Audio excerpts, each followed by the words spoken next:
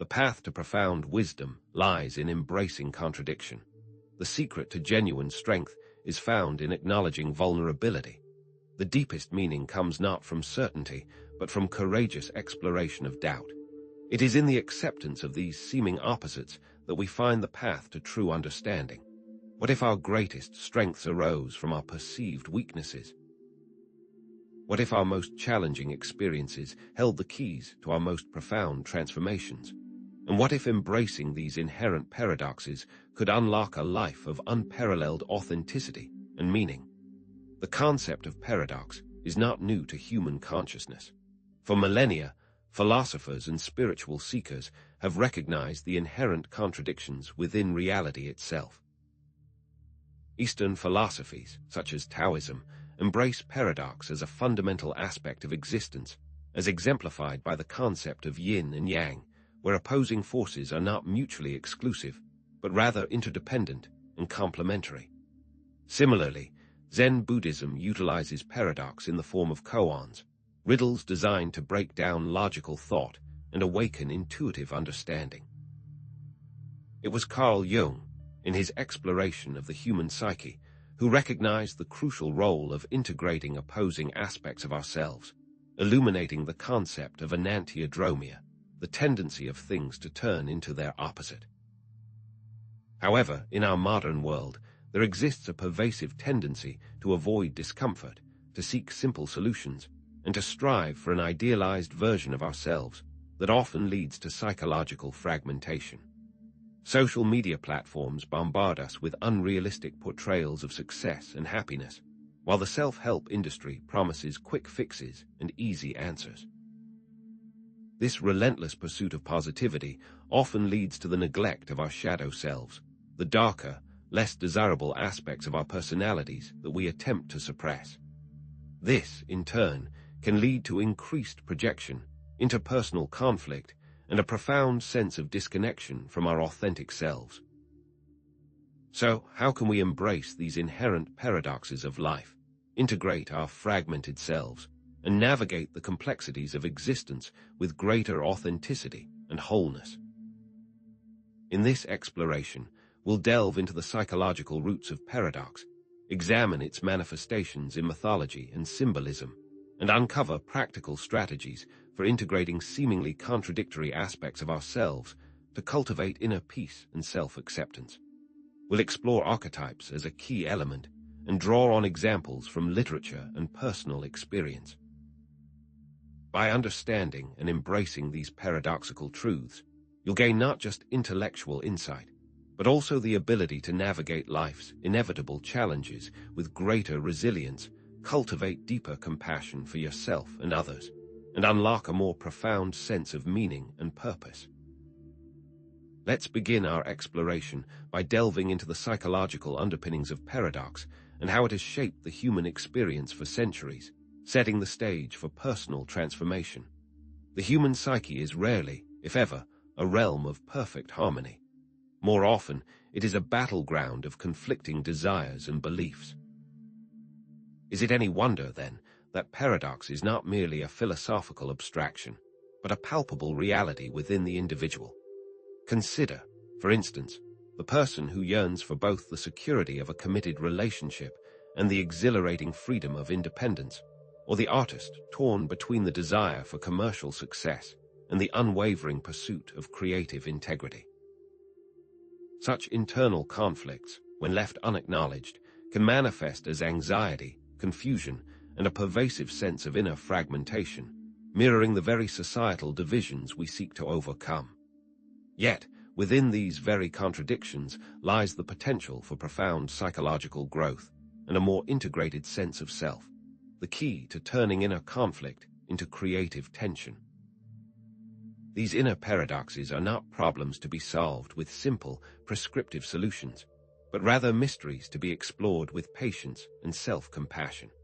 Instead of striving to eliminate these contradictions, we must learn to hold them, to examine them from multiple perspectives, and to allow them to inform our understanding of ourselves and the world around us. Embracing this inherent tension cultivates a more dynamic and resilient psyche, capable of navigating the inevitable complexities of life with greater wisdom and grace. But how can we begin to navigate the complex and often turbulent waters of our inner contradictions? Carl Jung viewed the psyche not as a static entity, but as a dynamic system of opposing forces constantly seeking integration. At the heart of this process lies the concept of coniunctio oppositorum, the union of opposites, a central alchemical metaphor symbolizing the reconciliation of seemingly irreconcilable aspects of the self. The conscious and unconscious minds, Jung believed, are engaged in a perpetual dance of paradox, each influencing and shaping the other in ways that are often hidden from our direct awareness. This interplay creates a fertile ground for creativity, growth, and the emergence of a more complete and authentic self. Perhaps the most prominent example of paradox within the Jungian psyche is the shadow, that disowned and repressed aspect of our personality that contains both our most undesirable traits and our untapped potential. While often perceived as purely negative, the shadow also holds hidden reserves of creativity, spontaneity, and authentic power. It is the repository of those qualities that we have rejected or disowned, often due to societal conditioning or early childhood experiences. Acknowledging the shadow involves confronting these darker aspects of ourselves, integrating them into our conscious awareness, and recognizing their potential for positive expression. It's critical to distinguish between simply acknowledging the shadow and being completely overwhelmed by it. One could think of the shadow as a dangerous animal. Recognizing the animal exists and its potential for harm allows us to take appropriate precautions, whereas denying its existence leaves us vulnerable to a surprise attack. But are there other internal forces at play that further complicate the landscape of the psyche? In addition to the shadow, Jung also introduced the concepts of anima and animus, the contrasexual archetypes representing the feminine aspect in men and the masculine aspect in women. Integrating the anima involves recognizing and embracing the feminine qualities within oneself, such as intuition, receptivity, and emotional sensitivity. Similarly, integrating the animus involves recognizing and embracing masculine qualities, such as assertiveness, logic, and decisiveness. It's crucial to clarify that anima-animus integration is not about blurring gender lines or questioning one's gender identity, but about achieving psychological wholeness by integrating these complementary aspects of the self. Failing to recognize and integrate these elements can lead to a one-sided development of the personality, resulting in inner conflict, relationship difficulties, and a diminished sense of self-worth. The paradoxical nature of the shadow is vividly illustrated in Robert Louis Stevenson's classic tale of Dr. Jekyll and Dr. Hyde. Dr. Jekyll, a respected physician, attempts to repress his darker impulses by creating a potion that separates his good and evil natures. However, this act of repression ultimately leads to his destruction, as Mr. Hyde, the embodiment of his shadow, grows stronger and more uncontrollable, eventually consuming Jekyll entirely. This cautionary tale underscores the importance of acknowledging and integrating our shadow selves, rather than attempting to suppress them, lest they erupt in destructive and uncontrollable ways. But what happens when the shadow manifests not within an individual, but within an entire society? The myth of the Minotaur, the monstrous creature with the body of a man and the head of a bull, offers another compelling example of the paradoxical union of human and animal natures. Confined within the labyrinth, the Minotaur embodies the dark, instinctual aspects of the human psyche, those primal urges that lie beneath the surface of our civilized veneer. Theseus's journey into the labyrinth to confront and slay the Minotaur can be interpreted as a metaphor for the process of confronting and integrating the shadow. By facing and overcoming this monstrous aspect of himself, Theseus achieves a greater degree of self-awareness and wholeness. Even the biblical story of the fall in Genesis, often interpreted as a tale of transgression and punishment, can be viewed as a paradoxical narrative of knowledge and innocence. The acquisition of knowledge, symbolized by eating the fruit from the tree of knowledge of good and evil, leads to both heightened awareness and a loss of primordial innocence. This act brings about a new understanding of duality, of the intertwined nature of good and evil, and the inherent complexities of human existence. As a result, we are forever suspended in a paradoxical state, striving for knowledge and enlightenment while simultaneously yearning for the simplicity and purity of our lost innocence. Consider the case of a successful businesswoman who struggled with feelings of inadequacy and self-doubt despite her outward achievements.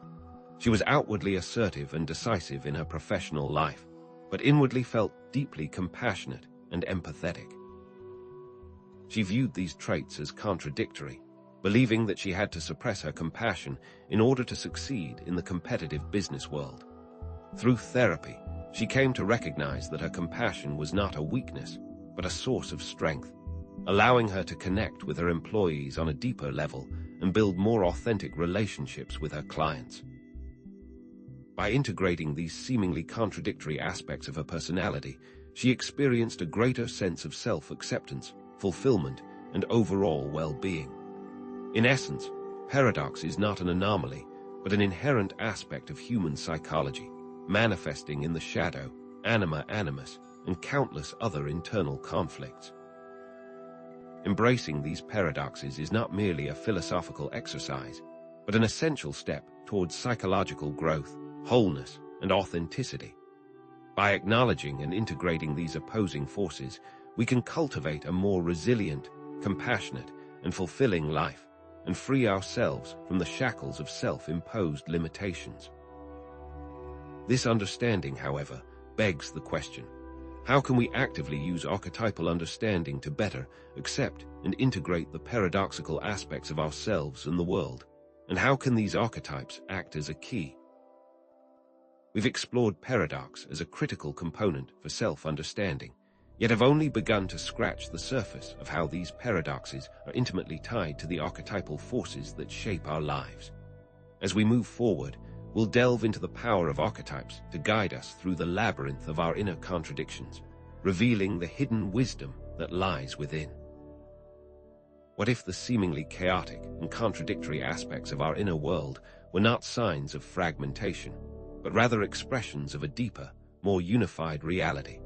Could it be that these internal tensions are not obstacles to overcome, but rather essential ingredients in the recipe for wholeness? One way to consider and engage with this profound question is to consider the concept of archetypes. Archetypes, as conceived by Carl Jung, are universal, primordial patterns of behavior and experience that reside in the collective unconscious, that shared reservoir of human experience that transcends individual boundaries. These archetypes are not fixed entities, but rather dynamic potentials, ever shifting and adapting to the unique circumstances of each individual life. They are the inherited blueprints of the human psyche, recurring motifs and symbols found across cultures and throughout history, and by understanding them, we can begin to recognize and accept the seemingly contradictory aspects of ourselves and the world around us. But how can we leverage these tools for self-understanding and integration? Archetypes, in their very nature, embody paradox. They represent both positive and negative qualities, light and shadow aspects, reflecting the inherent duality of human experience.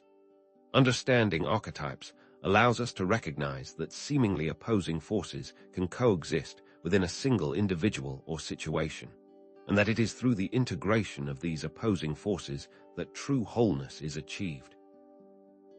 Engaging with these archetypal patterns allows us to glimpse the potential for growth and transformation that arises from embracing our own inner contradictions. Think of archetypes as maps of the psyche, helping us navigate the labyrinth of our inner world, illuminating the hidden pathways that lead to self-discovery and integration. But which of these maps are most useful when we are seeking to understand paradox?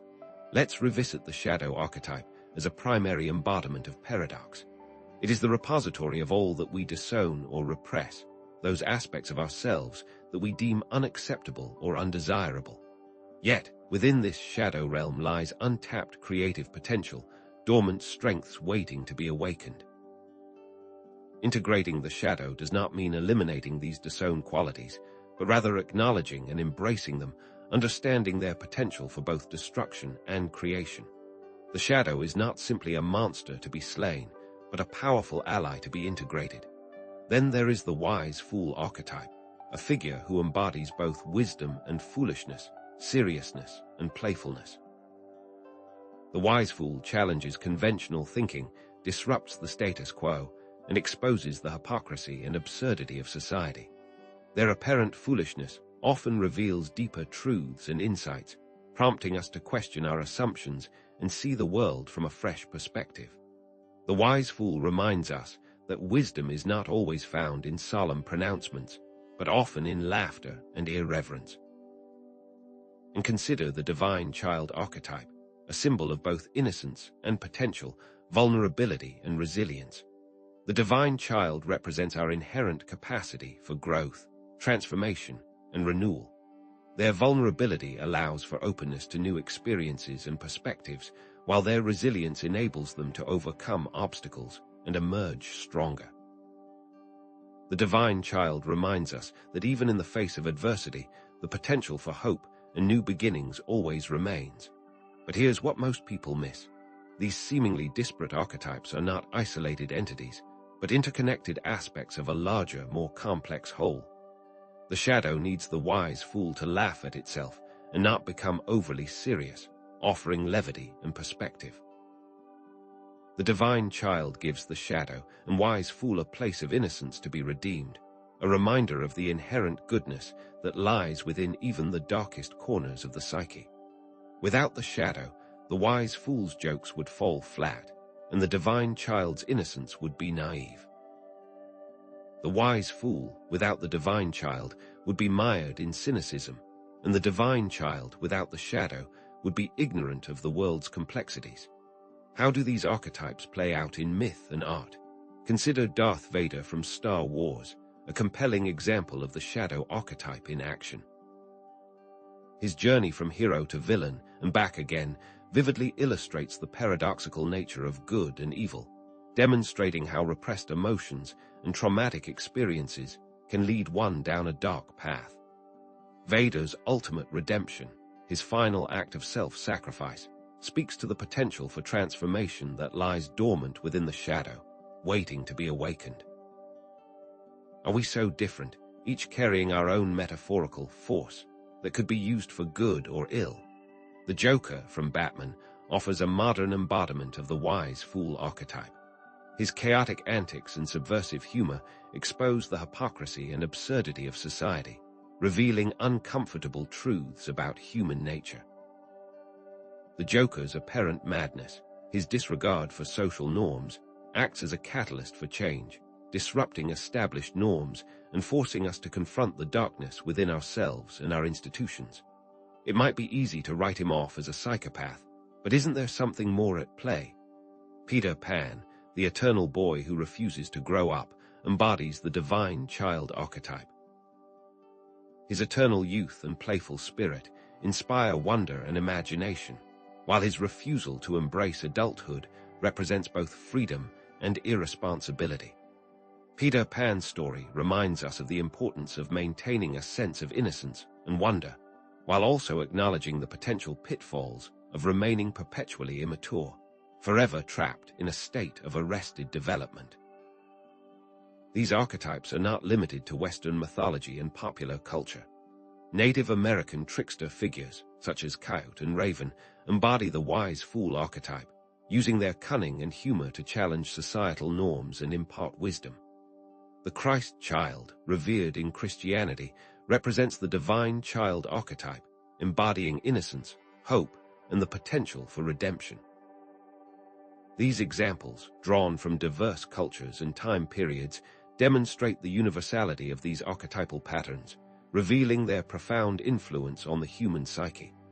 In essence, archetypes are universal patterns that embody paradox, and the shadow, wise fool, and divine child are just a few key examples. These archetypes are reflected in mythology, literature, and film, offering valuable insights into our own psychological landscape. Understanding these archetypes allows us to recognize and integrate our own paradoxical qualities, fostering self-compassion, resilience, and wisdom. But how can we actively integrate these archetypal understandings into our daily lives and foster greater self-acceptance and inner peace? As we turn our attention to the practical application of embracing paradox, we'll discover how these archetypal forces can guide us towards a more authentic and fulfilling existence. XIII. Practical strategies for embracing paradox, concept introduction and framing. Have you ever felt torn between two seemingly irreconcilable desires, caught in the crossfire of conflicting beliefs or values? Perhaps you've experienced the frustration of wanting both freedom and security, or the challenge of balancing personal ambition with the demands of meaningful relationships. This internal struggle, this cognitive dissonance arising from holding seemingly contradictory perspectives, is a universal human experience. It is, in many ways, the crucible in which our psychological and spiritual growth is forged. Yet, all too often, we are taught to resolve these contradictions, to choose one side over the other, to eliminate the tension by forcing a false sense of harmony. But what if, instead of trying to eliminate these paradoxes, we could learn to embrace them, to integrate them into a more expansive understanding of ourselves and the world? Imagine for a moment that the ability to hold conflicting ideas, to navigate the complexities of paradox, is not a sign of confusion or weakness, but rather a hallmark of intelligence and maturity. What if, instead of being paralyzed by the tension of opposing viewpoints, we could learn to harness that tension as a source of creative energy and resilience? This is the promise of embracing paradox, a path to greater flexibility, adaptability, and a more nuanced understanding of the human condition. Indeed, by learning how to hold these seemingly contradictory forces in a dynamic equilibrium, we can navigate the complexities of life with greater ease and wisdom. This section offers concrete methods to transform the feelings of conflict into understanding and ultimately strength. XIV. Mindfulness, reframing, and dialectical thinking. Elaboration, definition, and complexity. Mindfulness, at its core, is the practice of paying attention to the present moment without judgment.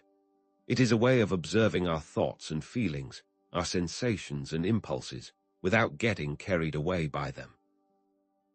In the context of paradox, mindfulness allows us to recognize and accept the contradictory aspects of our inner experience, the conflicting desires and beliefs that often pull us in different directions.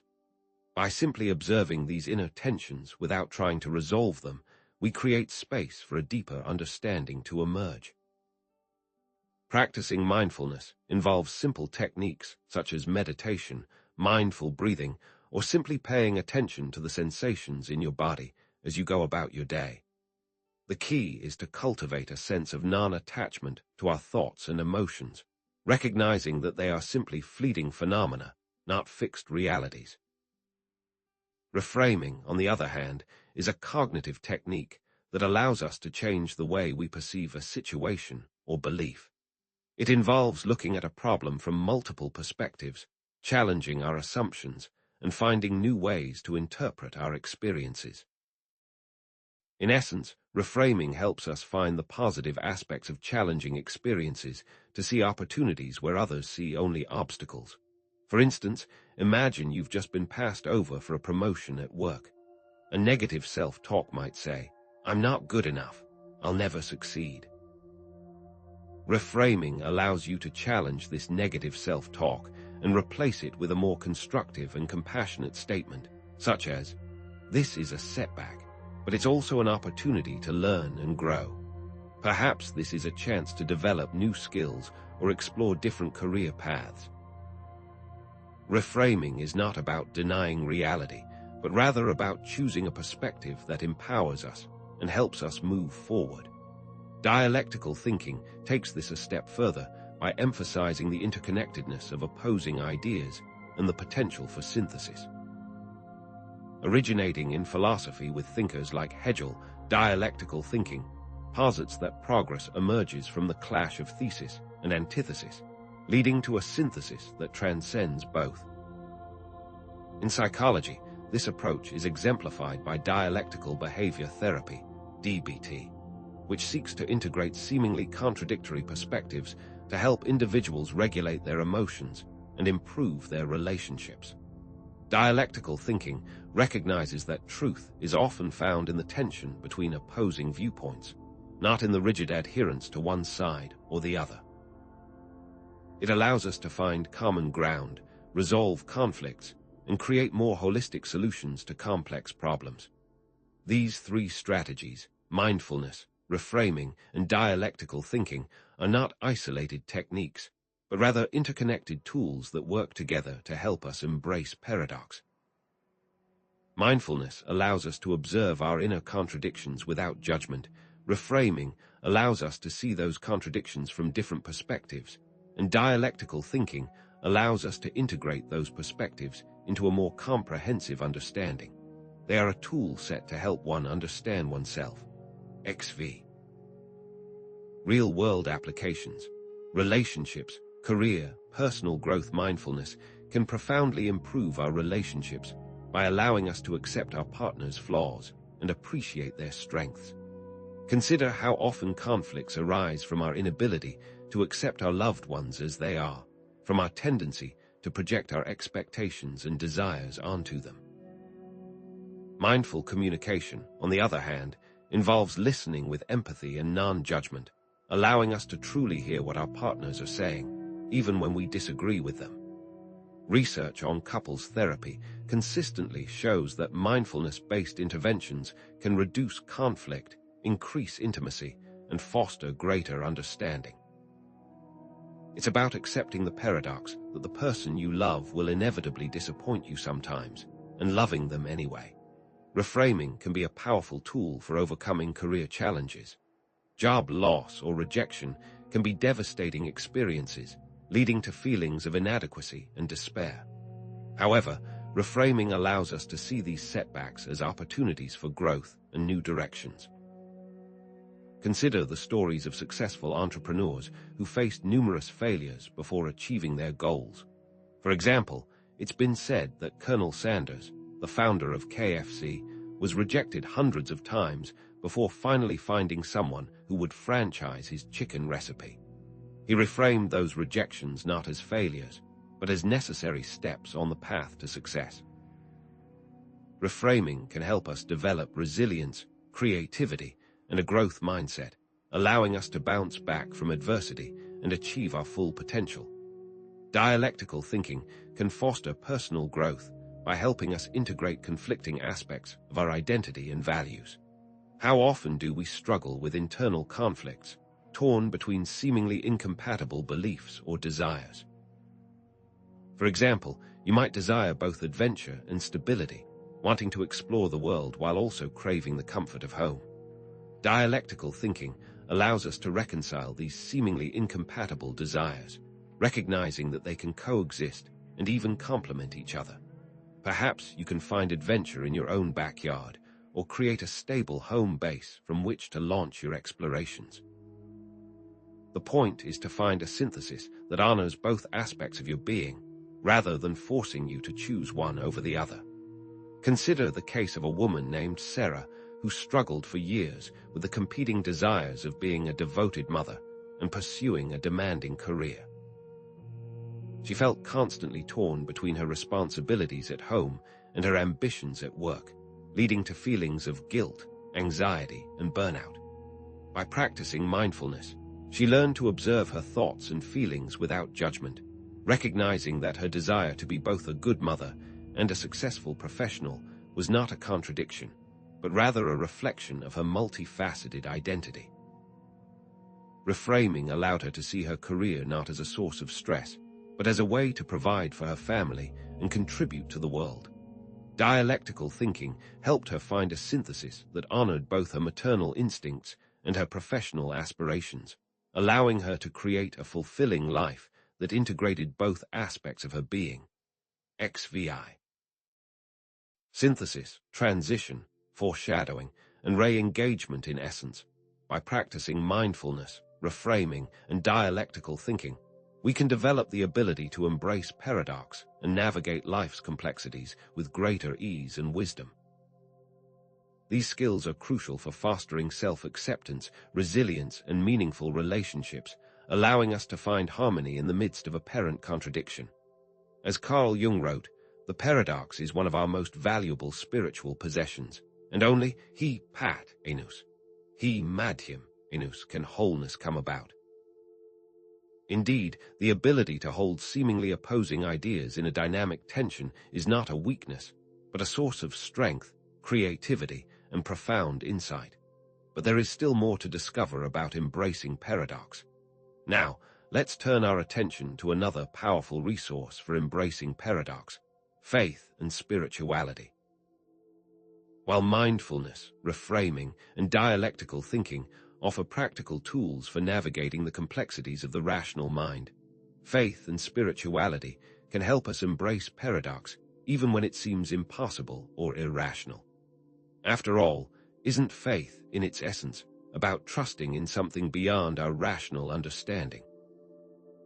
How can we draw upon the power of faith and spirituality to embrace the ultimate paradoxes of existence, those mysteries that defy logic and reason? As we delve deeper into the realm of the spiritual, we'll discover that embracing paradox is not just a psychological technique, but a pathway to unlocking deeper levels of meaning, purpose, and connection to something greater than ourselves. We will see that there is more to these ideas, and the following sections will examine what it means to hold opposing beliefs as they transform into truths. What lies ahead may challenge some of your most fundamental assumptions. XVII. Faith, spirituality, and the transcendence of paradox. Have you ever felt that nagging sense of incompleteness, that existential angst that arises when rational thought reaches its limits? Faced with the profound mysteries of life and death, the complexities of consciousness, and the apparent absurdity of existence, many find that reason alone is insufficient. It is in these moments, confronting the inherent paradoxes of our human condition, that we often turn to faith and spirituality as potential paths beyond the purely rational, beyond the confines of logic and empirical evidence. But is faith simply a leap into the dark, an abandonment of reason in the face of the unknown? Faith, as we will explore it here, is not about blind acceptance or the suppression of critical thinking. Rather, it is a trust in the unseen, a willingness to embrace mystery beyond the rigid constraints of logic, an acknowledgement of realities that may lie beyond our immediate grasp. Faith isn't about abandoning reason, but about extending beyond its boundaries, exploring the territories that lie beyond the map of our rational understanding. However, this is often met with criticism. It's easy to dismiss faith as irrational, superstitious, or even delusional, particularly in our modern, secular world that prizes scientific certainty and empirical proof. But what if faith provides a framework for accepting paradoxes that defy logical resolution, offering solace and meaning in the face of uncertainty? Indeed, faith offers a different kind of knowing, not necessarily contradicting rationality, but complementing it, providing a lens through which we can perceive a deeper, more interconnected reality. It is a way of making sense of the senseless, of finding meaning in the midst of chaos, and of embracing the paradoxical nature of existence. And this is not to suggest that faith is a replacement for reason, but rather a companion, a guide that can help us navigate the complexities of life with greater wisdom and compassion. After all, aren't some of the most profound truths found in the spaces between logic and intuition, between certainty and mystery? XVII. Trust, surrender, and spiritual paradox. Trust and surrender are essential elements of faith, allowing us to relinquish the need for complete control and understanding. Trust, in this context, is not a naive belief in the absence of evidence, but a deep-seated conviction that there is a benevolent force at work in the universe, a guiding hand that is leading us towards a greater good, even when the path ahead is unclear. It enables us to embrace uncertainty and accept the unknown, releasing us from the need for complete certainty and allowing us to move forward with courage and hope, even when faced with seemingly insurmountable obstacles. What would it be like to have this kind of trust? Surrender, similarly, is not about giving up or admitting defeat, but as a form of acceptance, acknowledging that some things are beyond our control. It's about relinquishing our grip on the illusion of control and allowing ourselves to be guided by a higher power, by the wisdom of the universe. Surrender is not weakness, but a profound act of strength, a recognition that we are not alone and that we are supported by forces greater than ourselves. It involves letting go of our egoic desires and attachments and opening ourselves up to the flow of life, trusting that everything is unfolding as it should, even when it doesn't make sense to our rational mind. This brings us to the concept of spiritual paradox, where seemingly contradictory beliefs or experiences coexist within a spiritual framework. These paradoxes often point to a deeper, non-dualistic reality that transcends ordinary logic, a realm where opposites are not mutually exclusive, but rather complementary aspects of a unified whole. They are an invitation to move beyond the limitations of our rational mind and to explore the mysteries of existence with an open heart and a receptive mind. These paradoxes, like those we encounter in psychology, can be seen as a type of spiritual experience, a glimpse into the interconnectedness of all things. Consider the paradox of emptiness and fullness in Eastern spiritual traditions. In Buddhism, for example, the concept of shunyata, emptiness, is not a nihilistic void, but rather the ground of all being, the source from which all things arise. It is the absence of inherent existence, the recognition that all phenomena are interdependent and impermanent.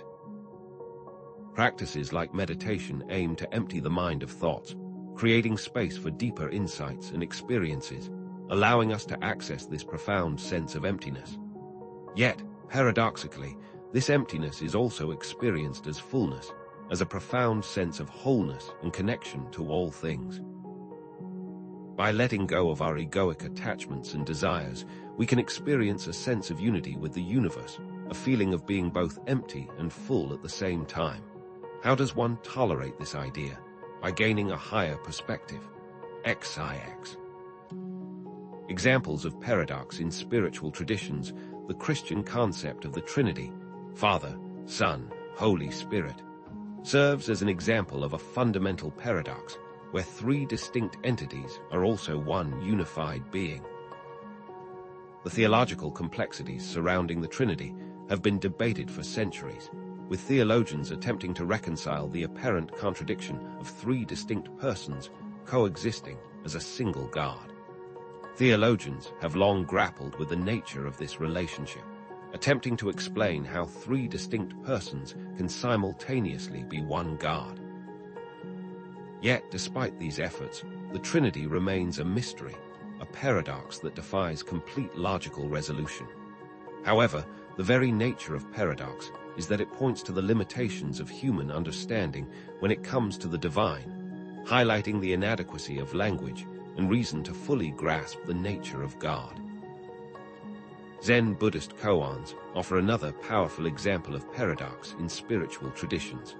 A koan is a paradoxical riddle or statement that is used as a tool for transcending logical thought and accessing intuitive wisdom. Examples include, what is the sound of one hand clapping? Or does a dog have Buddha nature? These questions are not meant to be solved logically, but rather to provoke a shift in consciousness, to jolt the mind out of its habitual patterns of thought and into a state of heightened awareness. By grappling with the unanswerable, the student is forced to abandon their reliance on reason and to access a deeper, more intuitive understanding. As such, koans challenge the very foundations of our rational mind, inviting us to embrace the paradoxical nature of reality. Sufi poetry and stories celebrate the paradoxical nature of divine love, where union and separation, joy and sorrow are intertwined.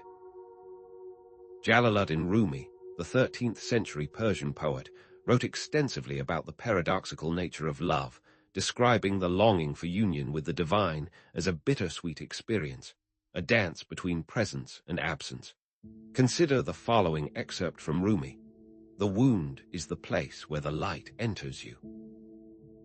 This illustrates how seemingly contradictory emotions can coexist within the context of spiritual longing and devotion, revealing a deeper truth about the nature of love and the human condition. The paradox, it seems, is the point. Finally, consider a brief account of a personal mystical experience.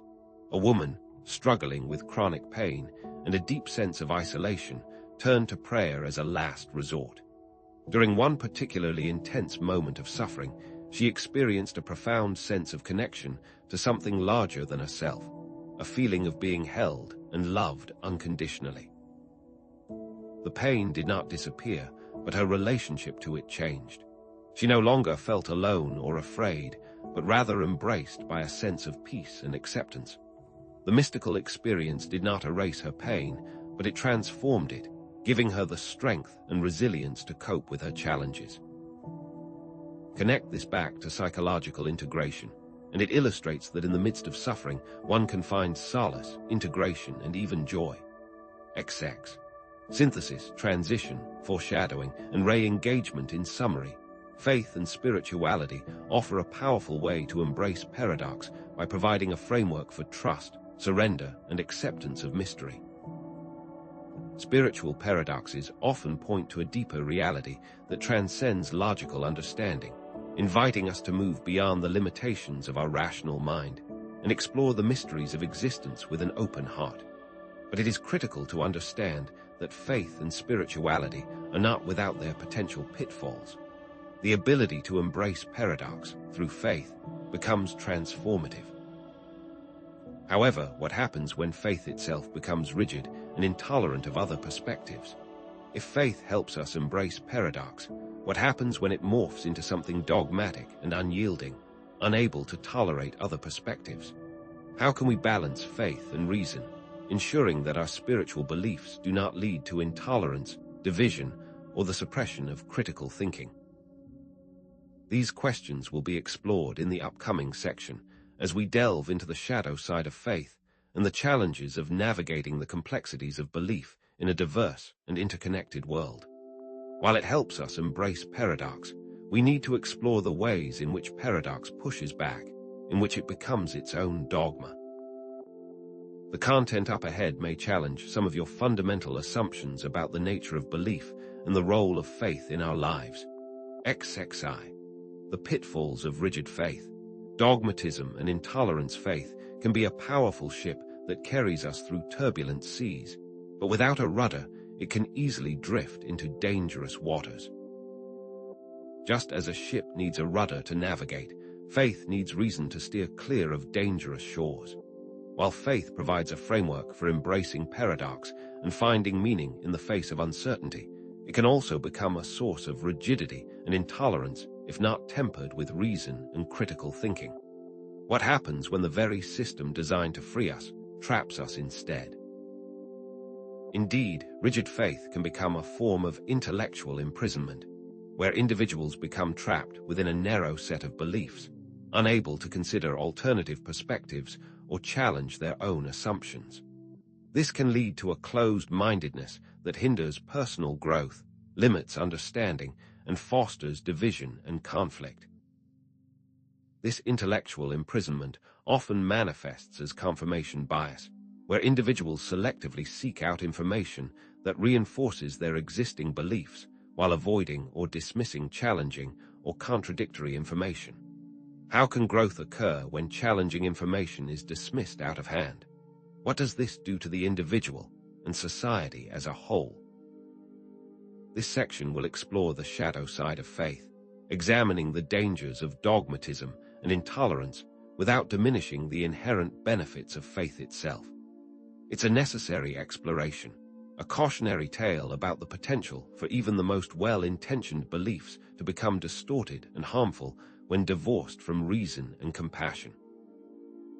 Understanding these pitfalls is crucial for navigating the complexities of faith in a diverse and interconnected world, and for cultivating a more open, tolerant, and intellectually honest approach to belief. It may be painful, but is that not the point? XXII. Defining dogmatism, intolerance, and the need for healthy skepticism. Dogmatism can be defined as the tendency to cling rigidly to beliefs, even in the face of contradictory evidence, and to dismiss alternative viewpoints without consideration or respect. It is a form of intellectual inflexibility, a refusal to engage with dissenting opinions or to question one's own deeply held convictions. This rigidity often stems from a deep-seated fear of uncertainty and a need for cognitive closure, a desire for definitive answers, and a resistance to ambiguity or nuance. If healthy skepticism is not applied, it can quickly lead to a dangerous inflexibility.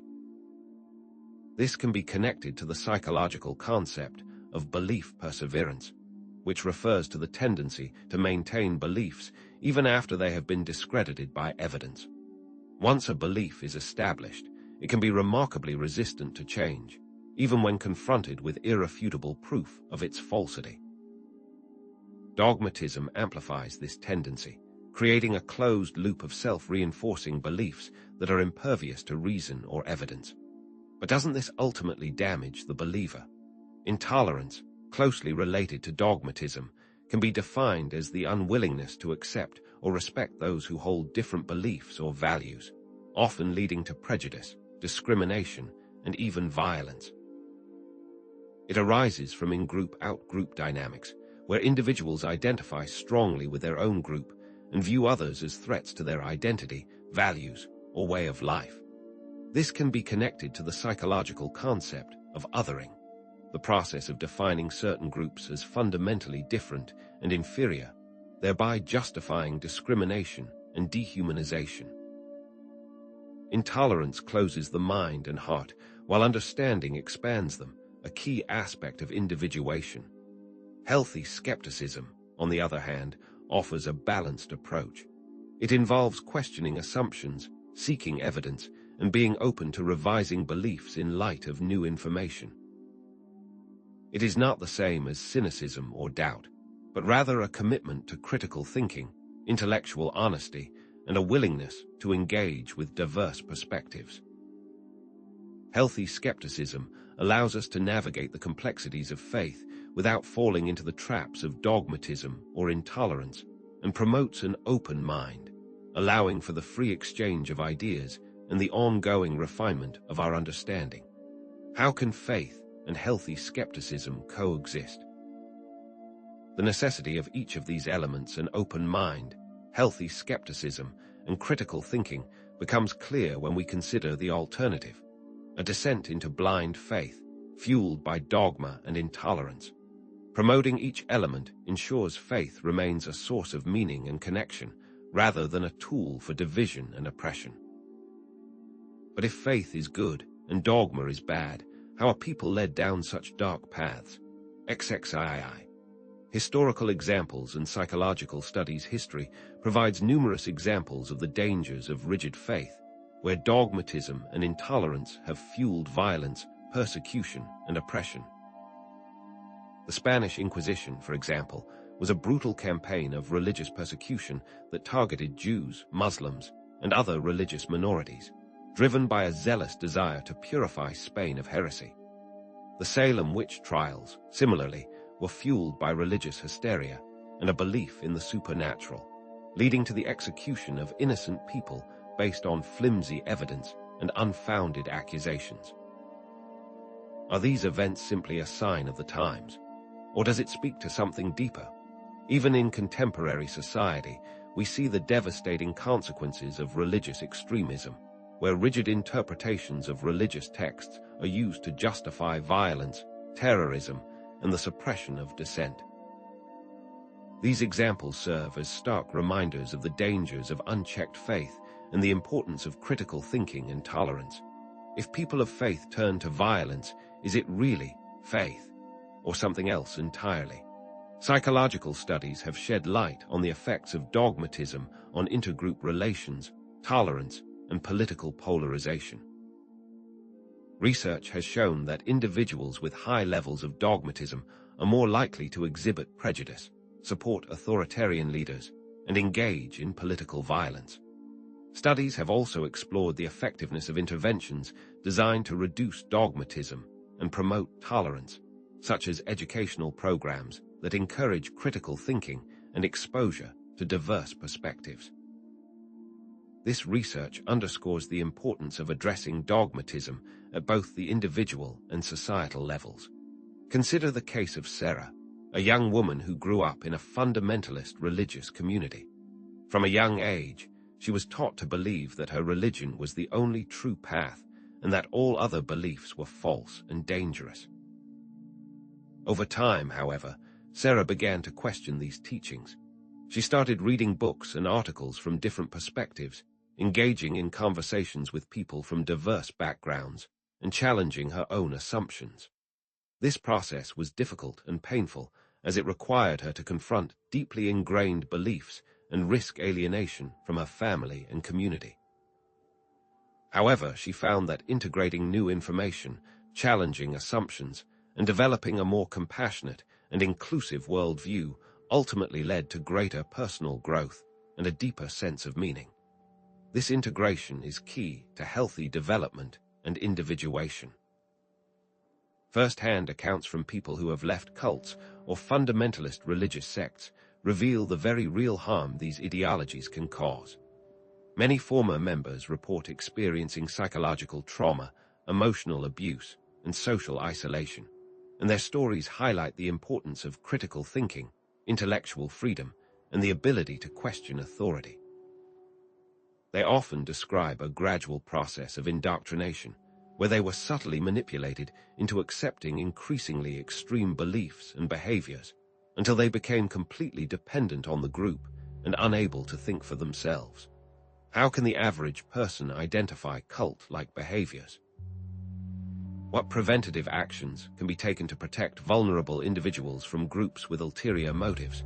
XXIV. Synthesis, transition, foreshadowing, and re-engagement. In summary, it is of utmost importance to balance faith with reason and critical thinking in order to avoid the pitfalls of dogmatism and intolerance. While faith can be a source of meaning, connection, and even transformation, it should not come at the expense of intellectual honesty, compassion, and respect for others. Healthy skepticism serves as a valuable tool for navigating the complexities of faith, promoting a more open and tolerant worldview, while the abandonment of reason can be a slippery slope towards extremism and oppression. The path to individuation requires both an open mind and a discerning spirit. However, can we move beyond the binary of either or, thinking either faith or reason, either dogmatism or skepticism, and embrace a more nuanced both and perspective? How can we cultivate a mindset that embraces both faith and reason, allowing us to navigate the complexities of paradox without falling into the traps of dogmatism or cynicism? Can we learn to be both and, rather than either or in our thinking? Can we learn to hold seemingly contradictory ideas simultaneously without feeling the need to choose one over the other? In the next section, we will explore the potential of both and thinking to help us navigate paradox more effectively. This exploration may provide a crucial framework for integrating seemingly irreconcilable viewpoints and embracing the inherent complexity of human experience. It may also provide new insights into how to approach spiritual and self-help content with a healthy dose of critical thinking. The exploration up ahead might change how you see the world. XXV. Embracing both and, moving beyond either or. Have you ever found yourself stuck between two seemingly impossible choices, feeling as though you must pick one at the expense of the other? This either-or mindset, while offering the comfort of simplicity, often falls short in capturing the multifaceted nature of reality. What if there was a way to embrace both options, to find a synthesis that transcends the limitations of binary thinking? Indeed, both and thinking offers a conscious alternative, framing choices not as compromises, but as powerful tools for embracing complexity. This approach involves actively seeking to understand and integrate seemingly contradictory ideas, values, or perspectives, moving beyond the restrictive boundaries of either or. It is not about passively accepting everything, but actively engaging with opposing viewpoints to find common ground, to create new solutions, and to foster a more nuanced understanding of the world. But how does this approach differ from a simple compromise or a wishy-washy equivocation? Both and thinking is, at its core, a pathway to greater understanding, creativity, and empathy. By embracing this approach, we unlock the potential for more innovative solutions to complex problems, forge more meaningful connections with others, and cultivate a deeper sense of psychological and spiritual growth. This is a skill that, once acquired, will transform how you understand and engage with every part of your life. How can we cultivate this powerful mindset, and what are its key characteristics? XXVI. Characteristics and benefits of both and thinking. At the heart of both and thinking lie several key characteristics: cognitive flexibility, perspective taking, integrative complexity, and tolerance for ambiguity. Cognitive flexibility refers to the ability to shift between different mental frameworks, to adapt to changing circumstances, and to consider multiple perspectives simultaneously. It's the mental agility that allows us to see beyond the surface and recognize the validity of diverse viewpoints. But how does one actually develop cognitive flexibility? Perspective taking, closely related to cognitive flexibility, involves the ability to understand and appreciate the viewpoints of others, even when they differ from our own. It requires empathy, active listening, and a willingness to step outside of our own shoes and see the world through someone else's eyes. Empathy allows us to connect with the experiences and emotions of others, fostering compassion and understanding. How can we increase our ability to take different perspectives? Integrative complexity refers to the ability to synthesize diverse information, identify underlying patterns, and create new, more comprehensive understandings. It involves challenging assumptions, seeking out diverse viewpoints, and synthesizing new insights. Unlike either-or thinking, which tends to reinforce existing beliefs and avoid challenging information, integrative complexity embraces nuance and contradiction. Why is this integration so vital for growth? Tolerance for ambiguity, the final key characteristic, involves the ability to accept uncertainty and to resist the urge for simple, definitive answers. It requires a willingness to live with complexity, to embrace the unknown, and to find meaning in the absence of certainty. This tolerance is not passive acceptance, but an active engagement with the unknown. How does this differ from simply being indecisive? These characteristics are critical because they improve problem solving, spark creativity, increase empathy, and improve conflict resolution.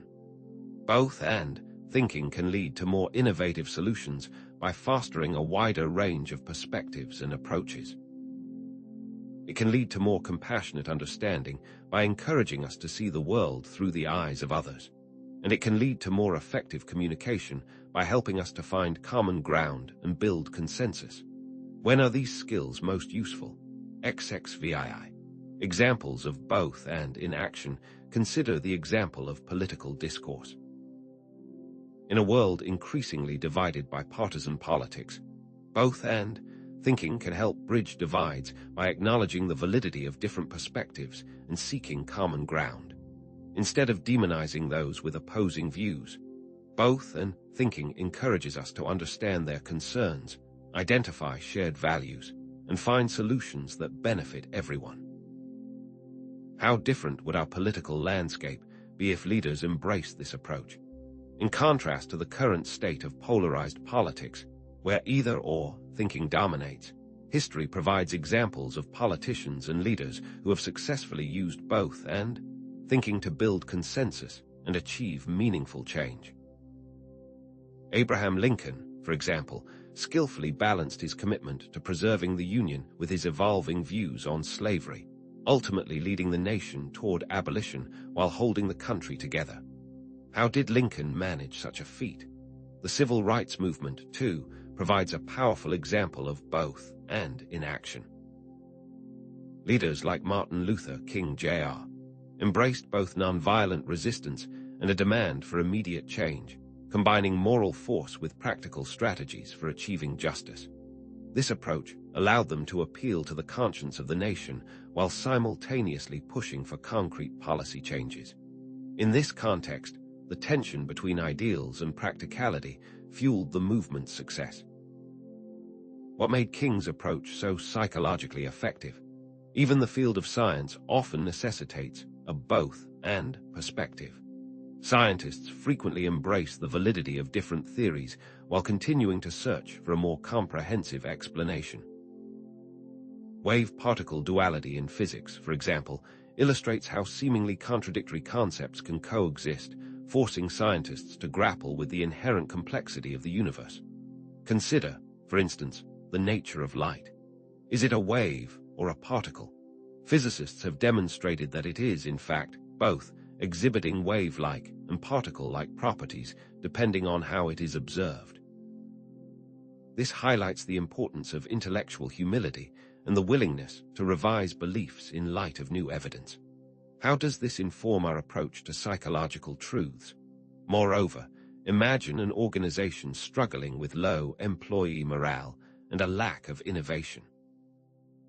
By implementing both-and thinking, the company could encourage employees to embrace diverse perspectives, challenge assumptions, and collaborate more effectively. For example, instead of focusing solely on short-term profits, the company could also prioritize long-term sustainability and employee well-being. Instead of rigidly adhering to established procedures, the company could also encourage experimentation and innovation. This transformation could lead to increased creativity, improved communication, and a more inclusive culture, increasing productivity and driving financial success. But is this approach possible in every organization? XXVIR. Synthesis, transition, foreshadowing, and re-engagement in summary. Both-and thinking offers a powerful alternative to the limitations of either-or, providing a pathway to greater understanding, creativity, and empathy. By cultivating cognitive flexibility, practicing perspective-taking, developing integrative complexity, and embracing tolerance for ambiguity, we can unlock new possibilities for personal and professional growth. This approach can improve relationships, solve problems, and foster a more nuanced and compassionate understanding of the world around us. Understanding the power of both-and can truly transform your life. However, it's important to acknowledge that both-and thinking is not a panacea. It requires careful application and self-awareness, and it is not without its potential challenges. There is a risk of becoming indecisive, of losing sight of core values, or of simply becoming overwhelmed by complexity.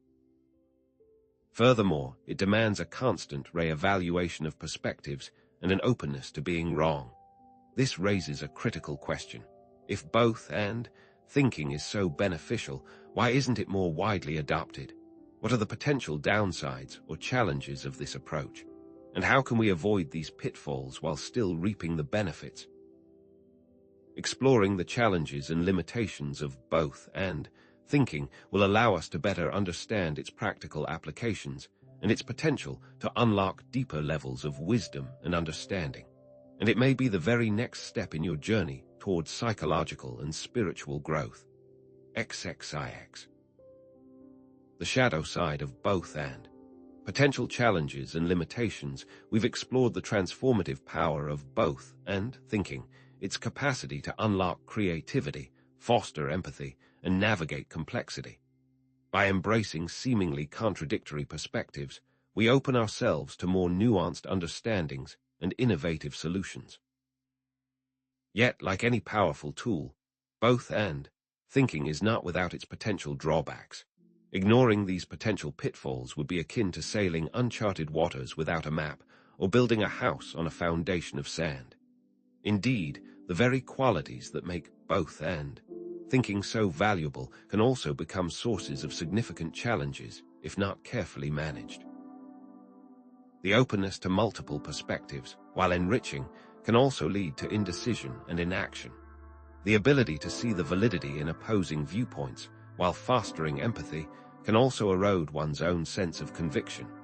It's like a ship equipped with multiple rudders, each pulling in a different direction, capable of navigating any course, yet ultimately unable to choose one. How do we harness the power of both and thinking without becoming paralyzed by endless possibilities or losing sight of our core values and goals? XXX. Overthinking, indecision, and value relativism. One of the most significant challenges of both and thinking is the risk of overthinking. The constant evaluation of different viewpoints, while intended to lead to a more comprehensive understanding, can easily devolve into analysis paralysis. The mind becomes a swirling vortex of possibilities, each vying for attention, making it difficult to arrive at a clear and decisive conclusion. This is akin to being lost in a labyrinth of mirrors, each reflecting a different version of reality, making it impossible to find the exit. Can a mind be too open, too flexible for its own good?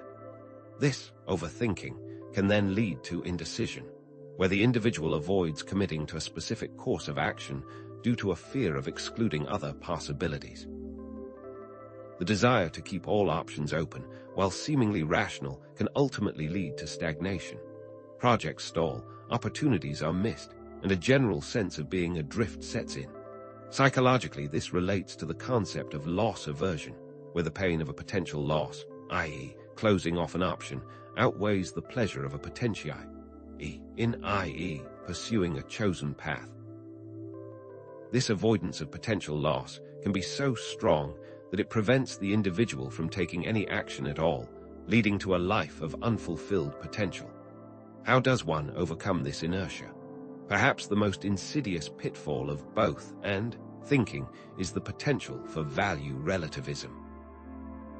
In an attempt to accommodate all perspectives, the individual may lose sight of their own core values and beliefs, leading to a lack of moral clarity and a sense of being adrift without a compass. This is not simply about being open-minded. It's about relinquishing one's own moral foundation in the name of inclusivity. The individual becomes a chameleon, adapting to the prevailing values of the environment with no firm ground to stand on. Philosophically, this touches upon the debates surrounding moral relativism and the existence of objective values. Is there such a thing as universal truth, or is everything simply a matter of perspective? Maintaining both and thinking instead of being drowned requires a strong ego and internal compass. Can this strength be developed? XXXI. Examples of both and pitfalls in leadership, personal life, and history. Consider the example of a political leader who attempts to appease all sides of a contentious issue, resulting in a lack of clear policy direction and a loss of public trust.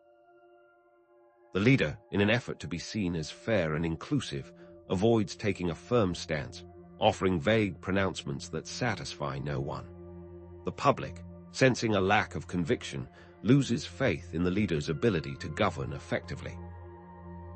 Contrast this with leaders like Winston Churchill, who, while acknowledging the complexities of the situation, made difficult choices and provided clear direction during times of crisis, rallying the nation with his unwavering resolve.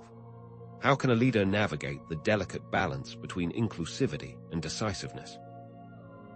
In personal relationships, the pitfalls of both and thinking can be equally destructive.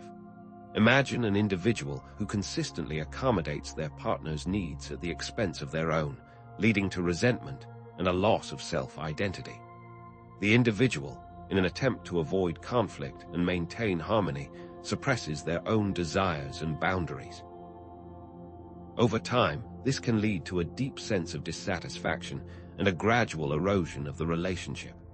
In contrast, healthy relationships are characterized by mutual respect, open communication, and a willingness to assert one's needs while still respecting the other's viewpoint. As Jung writes, the meeting of two personalities is like the contact of two chemical substances. If there is any reaction, both are transformed.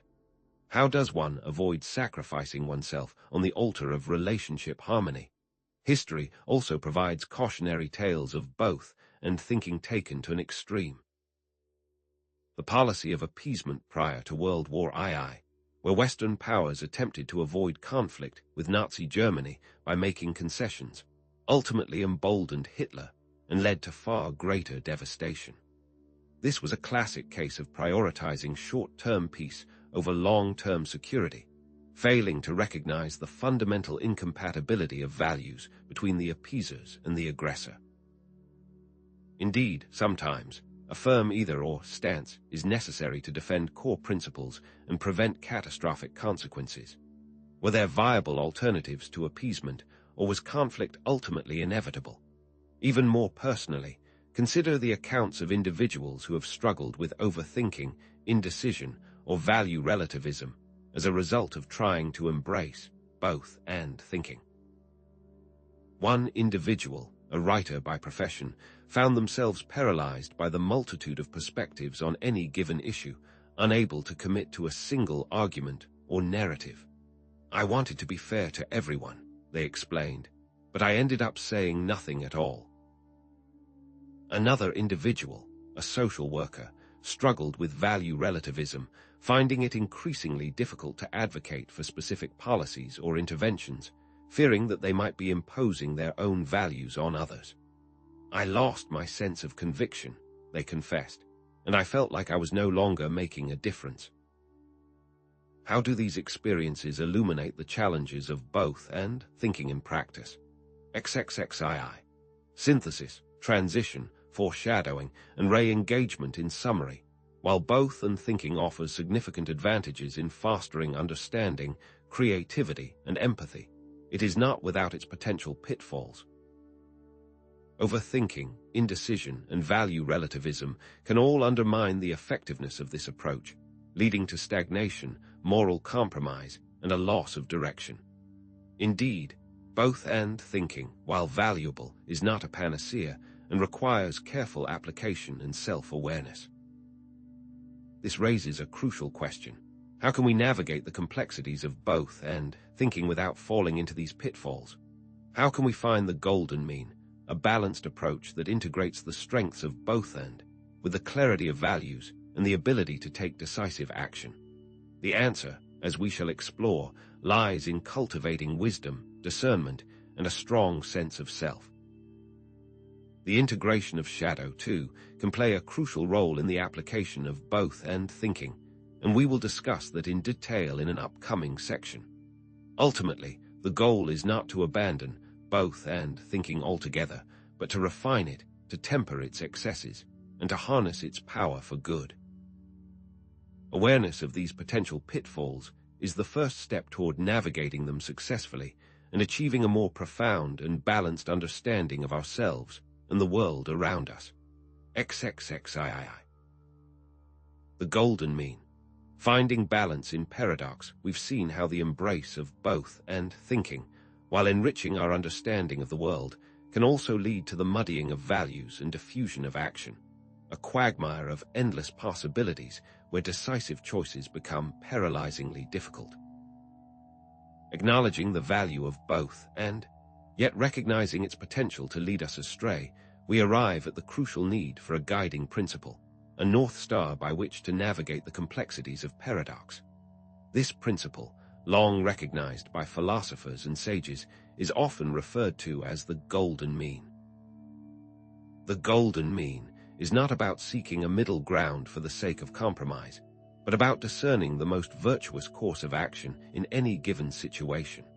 It's not a passive acceptance of mediocrity, but an active pursuit of excellence, an attempt to optimize the situation based on reality and the goal.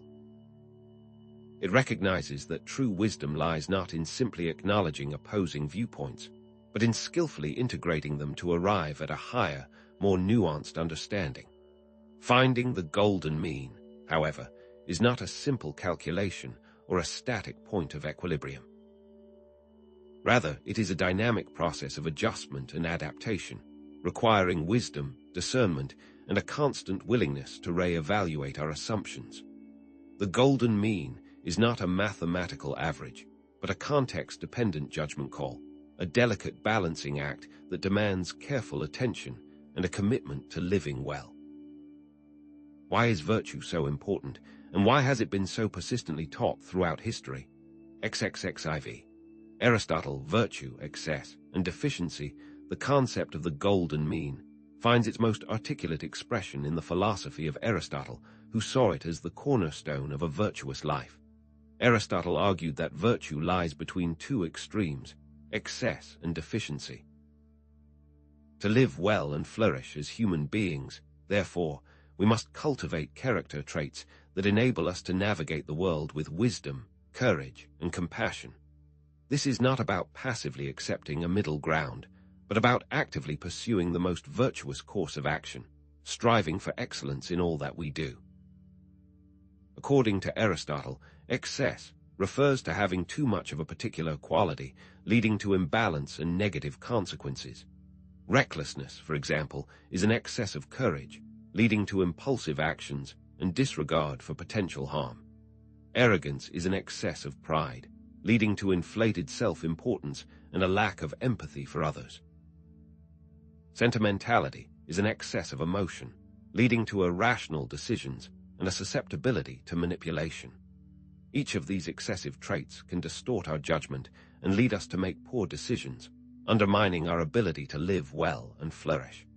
If we consistently overindulge in any one quality, we risk losing sight of the bigger picture and becoming slaves to our own impulses.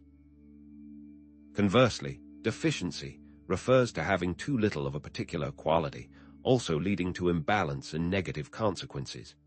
Cowardice, for example, is a deficiency of courage, leading to inaction and a failure to stand up for what is right. Humility, when taken to an extreme, can become a deficiency of self-worth, leading to a lack of assertiveness and a failure to pursue one's goals.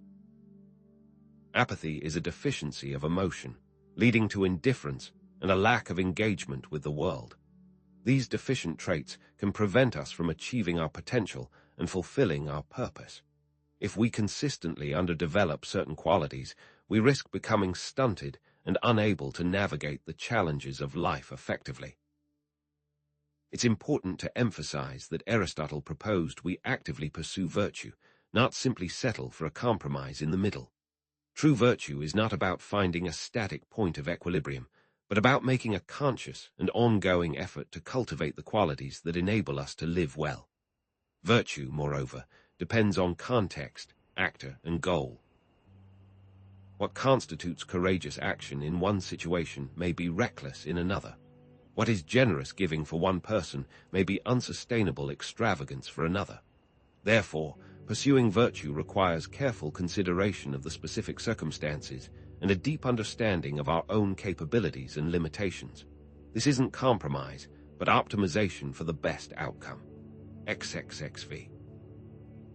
Examples of the golden mean in action consider the virtue of courage, often celebrated in stories and myths as a sign of strength and heroism. Courage, as Aristotle understood it, lies between the extremes of cowardice and recklessness. A cowardly person avoids danger at all costs, even when it is necessary to confront it.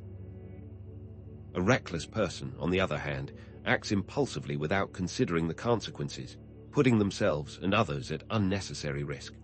A courageous person, in contrast, is able to assess risks and act appropriately, facing danger when necessary, but also knowing when to withdraw and avoid unnecessary harm. This relates directly to our previous discussion of both and thinking. A courageous person can acknowledge both the potential benefits and the potential risks of a particular course of action, weighing them carefully before making a decision. They are not blind to the dangers, nor are they paralyzed by fear. Instead, they are able to act with wisdom and fortitude, guided by a clear sense of purpose and a commitment to the greater good. It is like a tightrope walker, always aware of the potential for a fall, but confident in their ability to maintain balance and reach the other side. Generosity provides another compelling example. It lies between the extremes of stinginess and extravagance.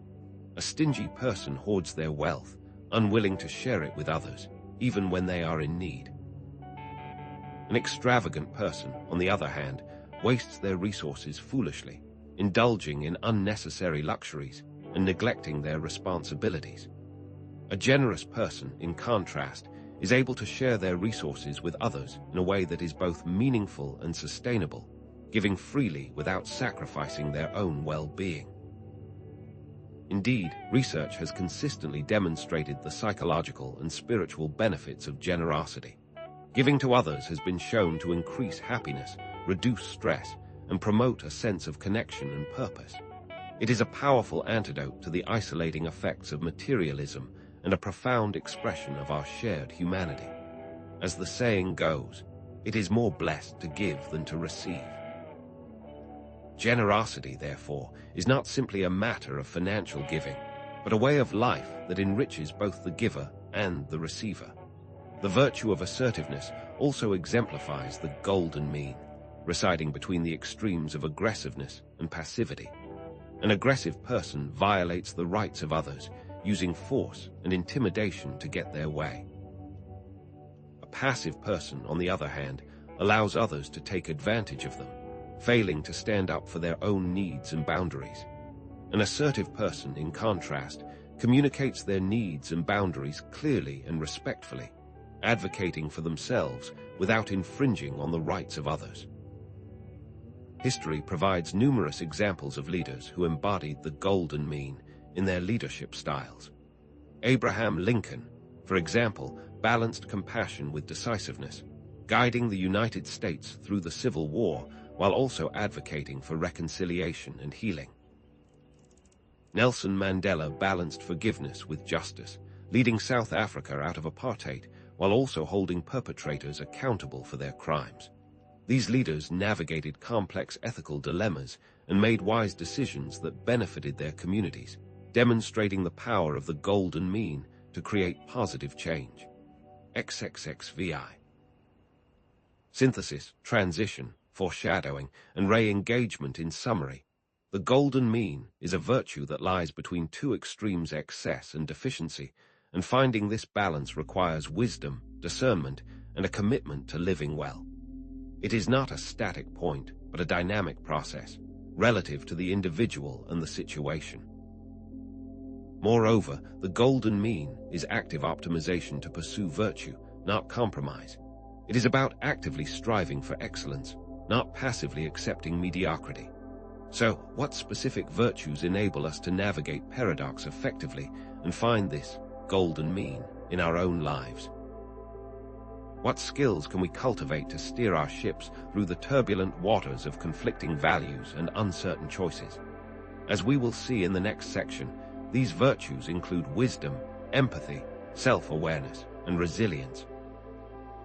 Ultimately, the pursuit of the golden mean is essential for living a fulfilling and meaningful life, a life characterized by balance, integration, and a deep connection to ourselves and the world around us.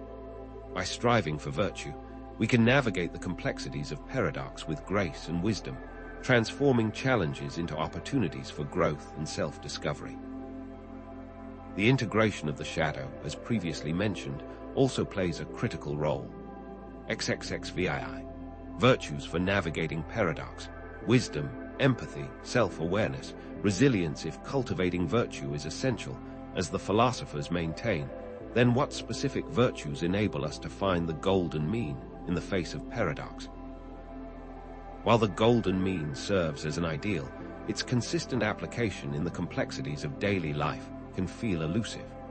Recognizing this challenge, we turn to specific virtues that act as practical tools, guiding us through the labyrinth of contradictions toward more balanced and fulfilling choices.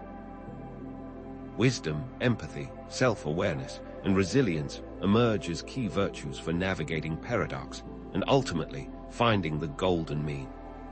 These virtues aren't innate traits bestowed upon a fortunate few, but rather skills to be cultivated, refined, and actively applied.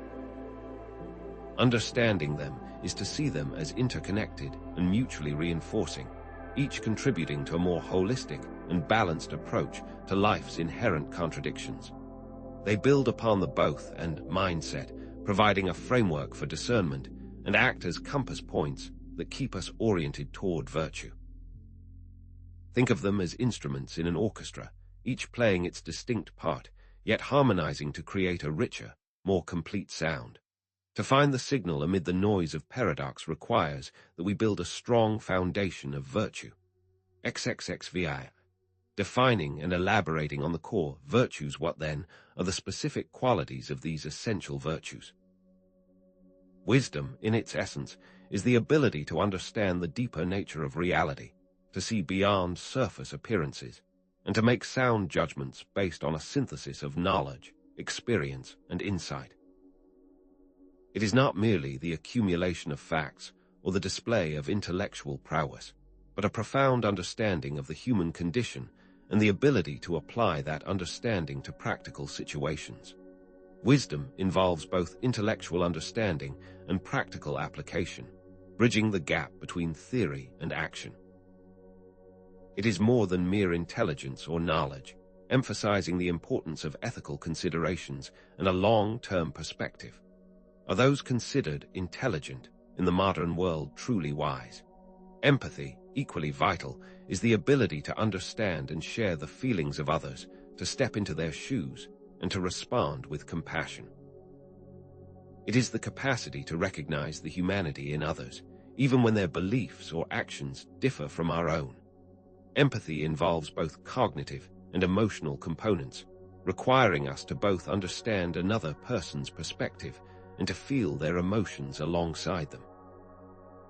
It is distinct from sympathy, which involves feeling sorry for someone, in that it emphasizes understanding rather than simply pitying. Indeed, research has shown that individuals with high levels of empathy tend to have stronger social connections, more fulfilling relationships, and a greater sense of well-being. Self-awareness, the third virtue, is the ability to understand one's own thoughts, feelings, motivations, and values, and to recognize how these factors influence one's behavior. It is the capacity for introspection, allowing us to examine our inner landscape with honesty and clarity. Self-awareness involves both introspection and objective observation, requiring us to look inward while also maintaining a sense of perspective. It is distinct from self-obsession, which can lead to an unhealthy focus on our own flaws and shortcomings, emphasizing the importance of balance and perspective. How can we truly know ourselves? Resilience, the final virtue, is the ability to bounce back from adversity, to adapt to change, and to maintain a positive attitude in the face of challenges. It is the capacity to recover quickly from difficulties, to learn from our mistakes, and to emerge stronger on the other side. Resilience involves both psychological and physical factors, requiring us to cultivate both mental fortitude and physical well-being. It is distinct from invulnerability, which implies an unrealistic expectation of avoiding pain and suffering altogether, emphasizing the importance of vulnerability and learning from mistakes. In times of chaos, how can one be sure to bounce back and not break? These virtues do not exist in isolation, but rather interplay and reinforce one another. A wise leader, for example, will draw upon empathy to understand the needs of their constituents, self-awareness to recognize their own biases, and resilience to overcome obstacles in their path. A resilient individual will use wisdom to learn from their experiences, empathy to connect with others, and self-awareness to manage their emotions effectively. Just as the various systems of the body work together to maintain overall health, these virtues function in harmony to create a well-balanced and integrated psyche. XXXIX. Examples of virtues in action. Consider a leader facing a complex ethical dilemma, one where there are conflicting interests and deeply held values on both sides. A proposed company policy change will increase profits, but will also necessitate laying off a segment of the workforce. How do wisdom, empathy, self-awareness, and resilience contribute to a sound decision? Wisdom allows the leader to see beyond the immediate financial gains and consider the long-term consequences of their decision, not only for the company, but for the community as a whole. Empathy enables the leader to understand the anxieties and fears of the employees who may lose their jobs, as well as the pressures faced by shareholders seeking financial returns. Self-awareness allows the leader to recognize their own biases and motivations, ensuring that their decision is not driven by personal gain or a desire for popularity. Resilience equips the leader to withstand the criticism and backlash that may arise from their decision, allowing them to remain steadfast in their commitment to the greater good. Or consider an individual navigating a difficult personal relationship, one marked by frequent conflict and misunderstandings. How can these virtues help them communicate effectively, resolve conflict, and build stronger bonds? Imagine an individual who feels consistently criticized and misunderstood by their partner. Empathy allows them to try to understand their partner's perspective, recognizing that their criticisms may stem from their own insecurities or past experiences. Wisdom allows them to discern the underlying issues driving the conflict, rather than getting caught up in the superficial arguments. Self-awareness allows them to recognize their own triggers and emotional reactions, enabling them to respond more calmly and constructively. Resilience helps them to persevere through difficult conversations and setbacks, maintaining a commitment to the relationship even when things get tough. Historical figures offer powerful examples of these virtues in action. Mahatma Gandhi exemplified wisdom and empathy in his nonviolent resistance movement, understanding the deeper nature of injustice and connecting with the suffering of the oppressed. Eleanor Roosevelt demonstrated self-awareness and resilience in her advocacy for human rights, overcoming personal challenges and standing up for marginalized communities. Nelson Mandela embodied all four virtues in his fight against apartheid, demonstrating wisdom, empathy, self-awareness, and resilience in his leadership and commitment to justice. Indeed, psychological research supports the benefits of cultivating these virtues. Studies have shown that individuals who are more wise, empathetic, self-aware, and resilient tend to experience greater happiness, improved relationships, and greater success in life. Cultivating these virtues, however, is not a passive pursuit, but an active and ongoing process that requires intention, effort, and a willingness to embrace both our strengths and our weaknesses. Can we develop the ability to strengthen each of these qualities? Excel. Synthesis, transition, foreshadowing, and re-engagement. In summary, wisdom, empathy, self-awareness, and resilience are essential virtues for navigating paradox and finding the golden mean. And these virtues are interconnected and mutually reinforcing. Cultivating these virtues is a lifelong process, requiring intention, effort, and self-compassion. They provide a guiding framework for making sound judgments, building strong relationships, and overcoming challenges. The benefits of cultivating these virtues are well documented, ranging from increased happiness to improved relationships and greater success in life. So, how can we actively cultivate these virtues in our own lives? What concrete steps can we take to become more wise, empathetic, self-aware, and resilient? The answer lies in practical strategies that integrate mindfulness practices, cognitive exercises, and acts of service into our daily routines. But we're just scratching the surface, for the golden mean is not a destination, but a continuous journey. XXXXI. Practical practices for cultivating virtues. We strive to be wise, empathetic, self-aware, and resilient, yet the consistent embodiment of these virtues often feels like an elusive ideal, a distant shore we can never quite reach. How often do we fall short, succumbing to reactive impulses, narrow perspectives, and a lack of inner fortitude? The journey towards virtue is not a sprint but a marathon, requiring persistent effort and the right tools. Mindfulness, reflective journaling, and acts of service offer concrete pathways to navigate the paradoxical complexities of life, not as lofty, unattainable ideals, but as practical, accessible practices. But how can we weave these specific practices into the fabric of our daily lives to gradually strengthen the virtues that help us navigate paradox?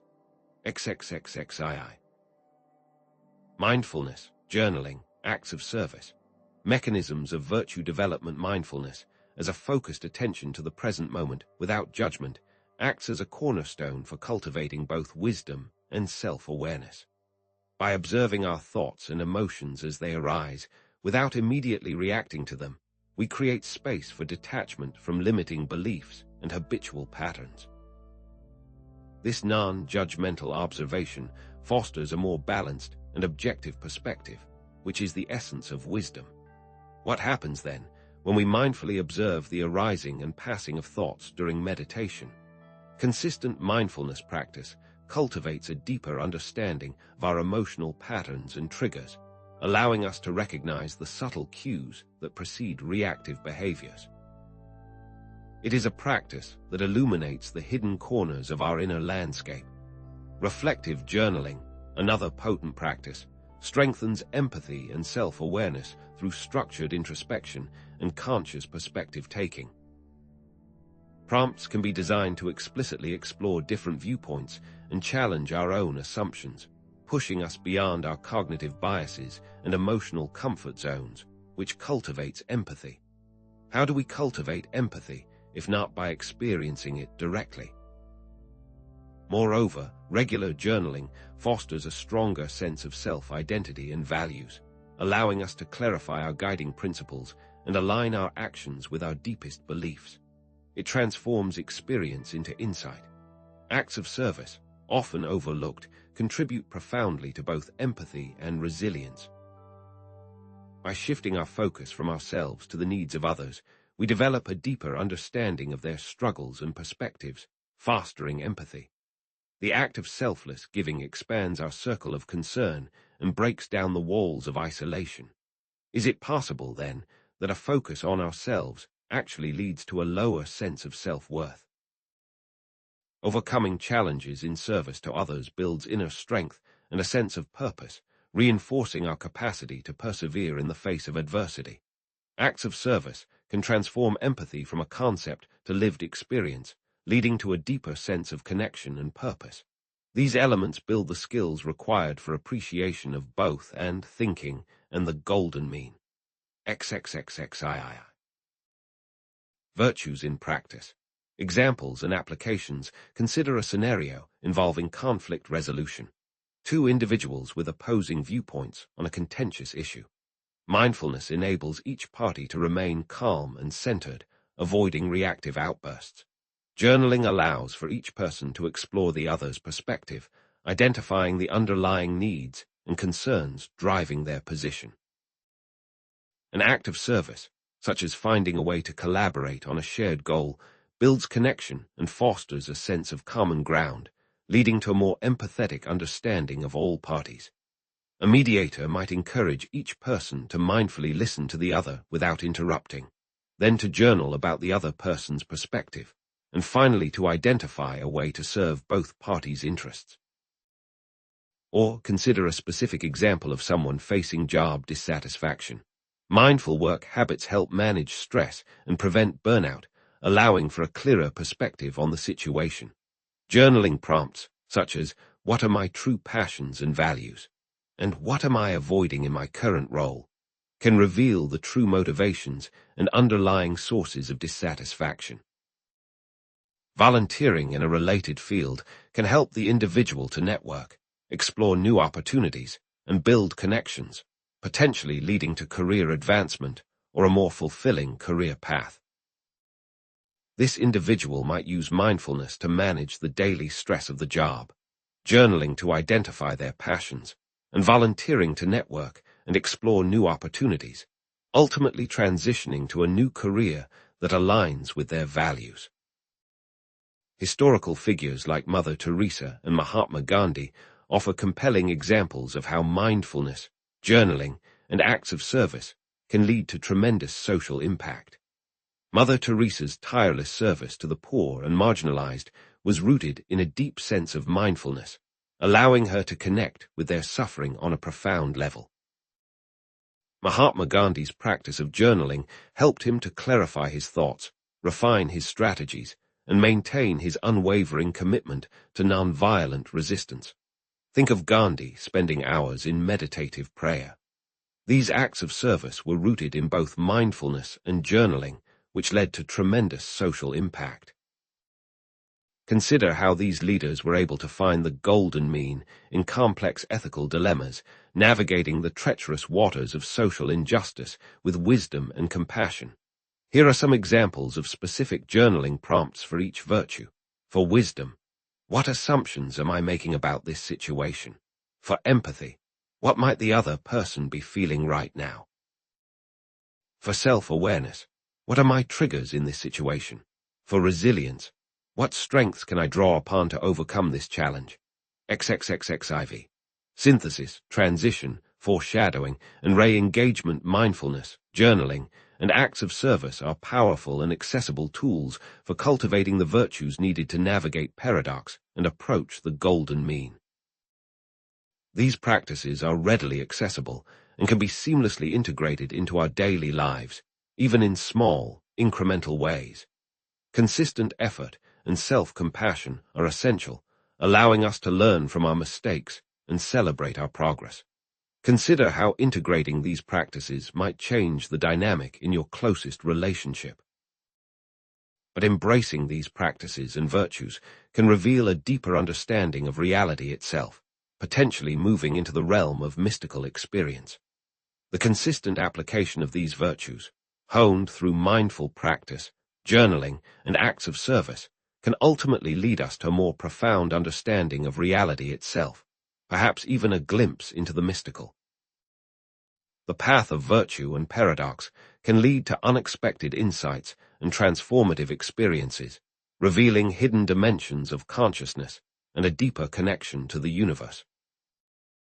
Can the consistent application of these virtues, honed through mindful practice, journaling, and acts of service, ultimately lead us to a more profound understanding of reality itself, perhaps even a glimpse into the mystical? XXXXV. The mystical as the ultimate paradoxical integration, we have explored the cultivation of virtues, the acceptance of ambiguity, and the dance between opposing forces. Yet, even with diligent practice, the complete reconciliation of paradox can feel like a summit perpetually shrouded in mist, an ascent marked by both promise and frustration. How can we reconcile that even with sincere devotion, the sought-after synthesis of contradictions sometimes seems to elude us, remaining just beyond our grasp? Perhaps the answer lies not in striving for a definitive resolution, but in embracing a state where the very need for resolution dissolves, the mystical experience. It is here, in the realm where rational understanding falters, that seemingly irreconcilable realities merge. The breakdown of conventional reality experienced in mystical states can be seen as the ultimate embrace of paradox, a surrender to the unity that underlies all apparent duality. Consider it as the final stage where the boundaries between self and other, subject and object, melt away like ice in a warm spring, revealing the interconnectedness of all things. This perspective presents mystical experience not as a prerequisite for navigating paradox, but as a potential destination, a profound state of awareness that transcends the limitations of logical thought. We now turn our attention to exploring these rare and transformative states. XXXXVI. Defining and exploring mystical experience, a concept that has captivated philosophers, theologians, and psychologists for centuries, defies easy definition, yet shares common threads across diverse traditions. From a psychological perspective, it often involves a profound shift in consciousness, a temporary transcendence of the ego, and an overwhelming sense of unity. Spiritually, it is described as a direct encounter with the divine, a merging with ultimate reality, or a realization of one's true nature. William James, in his seminal work, The Varieties of Religious Experience, lays a foundational stone for understanding these phenomena. James explores and analyzes a multitude of religious experiences with the goal of showing their psychological origin and function while maintaining the religious value of those experiences. The key characteristics of mystical experience often include a sense of oneness, a feeling of interconnectedness with all of existence, a transcendence of space and time, where the limitations of the physical world seem to dissolve. Ineffability, the profound difficulty in expressing the experience adequately through words. And a noetic quality, an overwhelming feeling of gaining profound knowledge or insight that goes beyond intellectual understanding. It is this feeling of noetic quality that can give a person the undeniable feeling of experiencing ultimate truth. But as elusive and inexpressible as it may be, it shapes us inexorably. The paths to these experiences are as varied as the individuals who seek them. Some achieve mystical states through intense contemplation, rigorous meditation, or prolonged prayer, while others find it through sensory experiences like ecstatic dance, music, or immersion in nature. There are introverted mystical experiences, characterized by inward focus and deep introspection, and extroverted experiences, marked by a sense of union with the external world. Theistic mystical experiences involve a connection with a personal God, while non-theistic experiences emphasize unity with an impersonal, universal consciousness. Although the paths may diverge, the destinations often share a common landscape of unity, transcendence, and ineffable joy. And what is consistent across these experiences is the surrendering of the known. The ineffable nature of mystical experience is deeply intertwined with paradoxical thinking. Everyday logical thought, bound by the constraints of linear reasoning and binary oppositions, simply cannot capture the essence of such experiences. Words, with their inherent limitations, fall short in conveying the depth and breadth of these states of consciousness. It is here that paradox comes closer to expressing the reality of these experiences. It hints at a reality beyond the grasp of the rational mind.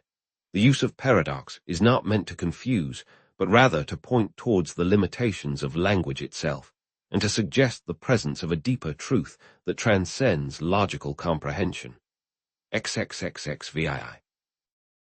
Examples and accounts of mystical experience. Consider the accounts of mystics across diverse traditions, each offering a unique glimpse into the subjective experience of these profound states.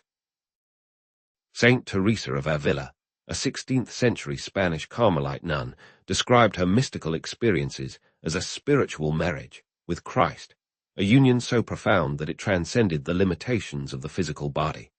In her writings, she speaks of an overwhelming sense of love, joy, and peace, a feeling of being completely immersed in the divine presence. It is a spiritual love so strong that the material body is meaningless. Rumi, the 13th-century Persian poet and Sufi mystic, expressed his mystical experiences through poetry that celebrates the unity of all things. His verses are filled with images of love, longing, and the dissolution of the ego, inviting the reader to surrender to the dance of existence. He writes, "Out beyond ideas of wrongdoing and right-doing, there is a field. I'll meet you there." The field represents the state of pure awareness beyond the duality of good and evil. Ramana Maharshi, a 20th-century Indian sage, emphasized the path of self-inquiry as a direct route to mystical realization. His teachings centered on the question, "Who am I?" guiding individuals to turn inward and discover their true nature as pure consciousness. His followers described his presence as radiating peace and stillness, an embodiment of the unity he espoused. What is consistent across these mystics is the focus on love. Near-death experiences, NDEs, offer another intriguing lens through which to explore mystical realities. While not universally accepted as evidence of an afterlife, NDEs often share common features with mystical accounts: out-of-body sensations, encounters with deceased loved ones, feelings of profound peace and joy, and a sense of returning with new insights and a renewed appreciation for life. Skeptics often dismiss NDEs as hallucinations or the result of physiological processes in the dying brain. But the consistency of these experiences across cultures and demographics suggests that they may offer a glimpse into the nature of consciousness beyond the limitations of the physical body. And because these people came back to life, they have the opportunity to change their lives and align with their newfound knowledge. The use of psychedelics in facilitating mystical experiences has also garnered attention in recent years. Research conducted at institutions like Johns Hopkins University has shown that psilocybin, the active compound in magic mushrooms, can induce profound spiritual experiences characterized by feelings of unity, transcendence, and a sense of connection to something larger than oneself. Studies have indicated that these experiences can lead to lasting improvements in psychological well-being and a greater sense of meaning and purpose in life. However, it is crucial to emphasize the importance of responsible and ethical use of psychedelics.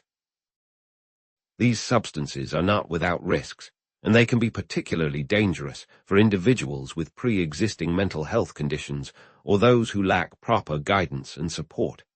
The potential for abuse and the risk of psychological harm must be carefully considered. The use of psychedelics can facilitate the experience, but they aren't a necessary requirement. The use of psychedelics goes back thousands of years. Indigenous cultures have used psychedelics as sacraments and healers. These practices took place within a community and were guided by a spiritual leader. XXXXVII. Synthesis, transition, foreshadowing, and re-engagement mystical experience, while relatively rare and often elusive, offers a potential endpoint in the journey of embracing paradox, a state characterized by the dissolution of boundaries, the transcendence of duality, and a profound sense of unity. The path to such experiences is not always easy, and the rewards are not guaranteed. There are challenges, but the potential for transformative insight and a deeper understanding of reality makes it a worthy pursuit. And as with all great endeavors, the path isn't always linear. However, mystical experiences are not always blissful or easy to integrate. The dissolution of the ego, while often described as liberating, can also be disorienting and even terrifying.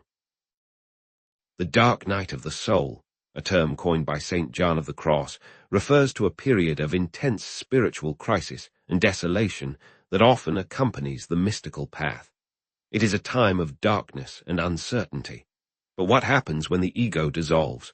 What are the potential challenges and pitfalls of these profound experiences? And how can we navigate the dark night of the soul that often accompanies the mystical path?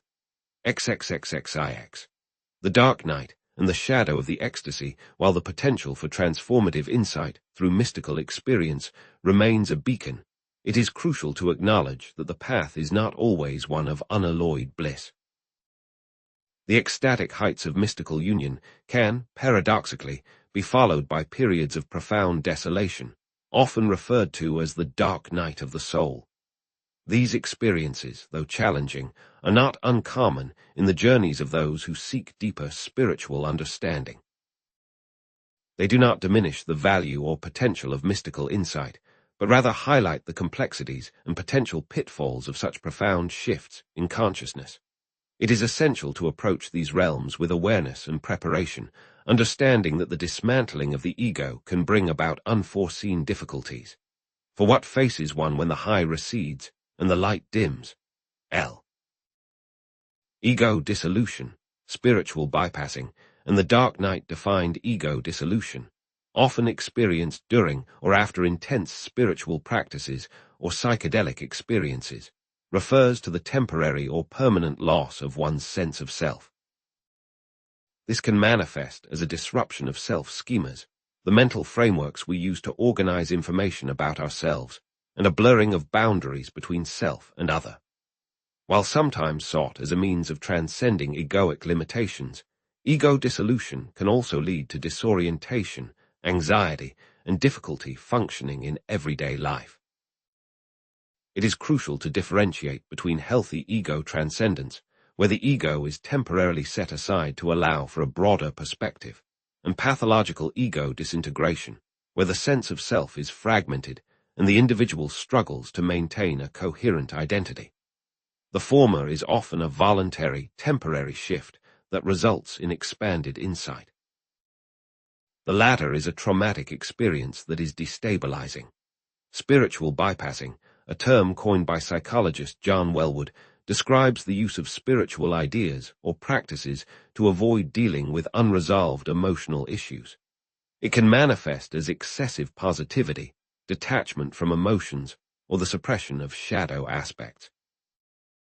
Individuals engaging in spiritual bypassing may use spiritual concepts to justify harmful behavior or avoid personal responsibility, resulting in inauthentic and superficial relationships. This phenomenon is often rooted in the psychological defense mechanisms of denial and repression, where uncomfortable feelings are pushed out of conscious awareness. Spiritual bypassing is akin to putting a band-aid on a festering wound, masking the pain without addressing the underlying infection. The dark night of the soul, a term popularized by St. John of the Cross, refers to a period of profound spiritual crisis characterized by feelings of emptiness, meaninglessness, and separation from the divine. It is not the same as clinical depression, although it can share some symptoms. Rather, it is a specific type of existential crisis that involves the dismantling of old beliefs, structures, and ways of being. St. John of the Cross, in his poem Dark Night of the Soul, describes this experience as a painful but ultimately transformative journey, a stripping away of all that is false and inauthentic to reveal the true self. It is the path of the mystic stripped bare. These three states, ego dissolution, spiritual bypassing, and the dark night of the soul, often intertwine and overlap, forming the shadow side of spiritual seeking. The pursuit of enlightenment, paradoxically, can lead to unforeseen darkness if not approached with awareness, humility, and a willingness to confront one's own inner demons. What then do these shadows look like in the light? Li. Examples of the dark side. Case studies and historical accounts consider the case of a young man named David, who, after a powerful psychedelic experience, reported a complete dissolution of his ego. While initially euphoric, David soon found himself unable to distinguish between his own thoughts and the thoughts of others, experiencing a profound sense of disorientation and anxiety. He struggled to reintegrate into society, finding it difficult to hold a job or maintain relationships. His attempts to seek help were often met with misunderstanding, as many mental health professionals lack the expertise to address the specific challenges of ego dissolution. Eventually, through a combination of therapy, meditation, and a supportive community, David began to rebuild his sense of self, learning to integrate the insights from his experience without losing his grounding in reality. David's vulnerability stemmed from a pre-existing tendency toward dissociation and a lack of strong ego boundaries, while his resilience lay in his willingness to seek help and his commitment to self-discovery. Spiritual bypassing can be observed in individuals who use their spiritual beliefs to justify harmful behavior. Consider the leader of a religious organization who preached unconditional love and acceptance while engaging in manipulative and exploitative practices behind closed doors. He used spiritual language to deflect criticism and maintain control over his followers, avoiding any accountability for his actions. His motivations stemmed from a deep-seated need for power and validation, while the consequences of his actions were devastating for those who trusted him. Such cults often demand complete and unthinking devotion, which is the opposite St. Individuation. St. John of the Cross, in his writings on the dark night of the soul, describes a period of intense suffering and spiritual aridity, where all sense of connection to God seems to vanish. He writes of feeling lost, alone, and abandoned, stripped of all comfort and certainty. Yet he emphasizes that this darkness is not an end in itself, but a necessary stage in the journey towards deeper union with the divine. It is through this surrender to the darkness, this willingness to let go of all that is familiar and comforting, that one can eventually emerge into a new dawn of understanding and love. It is a death so that one can be reborn. Cautionary tales abound of spiritual teachers and leaders who have fallen from grace due to hubris, lack of accountability, or unresolved personal issues. These individuals, often charismatic and seemingly enlightened, succumb to the temptations of power, fame, or wealth, betraying the trust of their followers and undermining the very principles they espoused. Their stories serve as a reminder that spiritual attainment does not automatically confer moral perfection, and that even the most advanced practitioners must remain vigilant against the shadow aspects of the human psyche. LII. Synthesis, transition, foreshadowing, and re-engagement the path of paradox, while promising transformative insight and mystical union, can be fraught with challenges and unforeseen pitfalls. Ego dissolution, spiritual bypassing, and the dark night of the soul represent the shadow side of spiritual seeking, highlighting the potential for disorientation, inauthenticity, and profound suffering. But as with all shadows, wisdom and preparation serve as our safeguards and defenses. How then can we navigate these treacherous terrains? How to remain grounded without succumbing to fundamentalism, and how to aim for the stars without losing touch with the earth? For as we continue to explore the psychology of divine paradox, let us remember that it is the very experience that ultimately illuminates the path forward, guiding us toward a more complete, balanced, and integrated understanding of ourselves and the universe. LII. Grounding and discernment anchors in the paradoxical storm the allure of mystical experience. The siren song of ego dissolution beckons us toward transformative insight. But what happens when the music fades and the ship is adrift? The heights of spiritual ecstasy can, paradoxically, leave one vulnerable, unmoored from the shores of reality.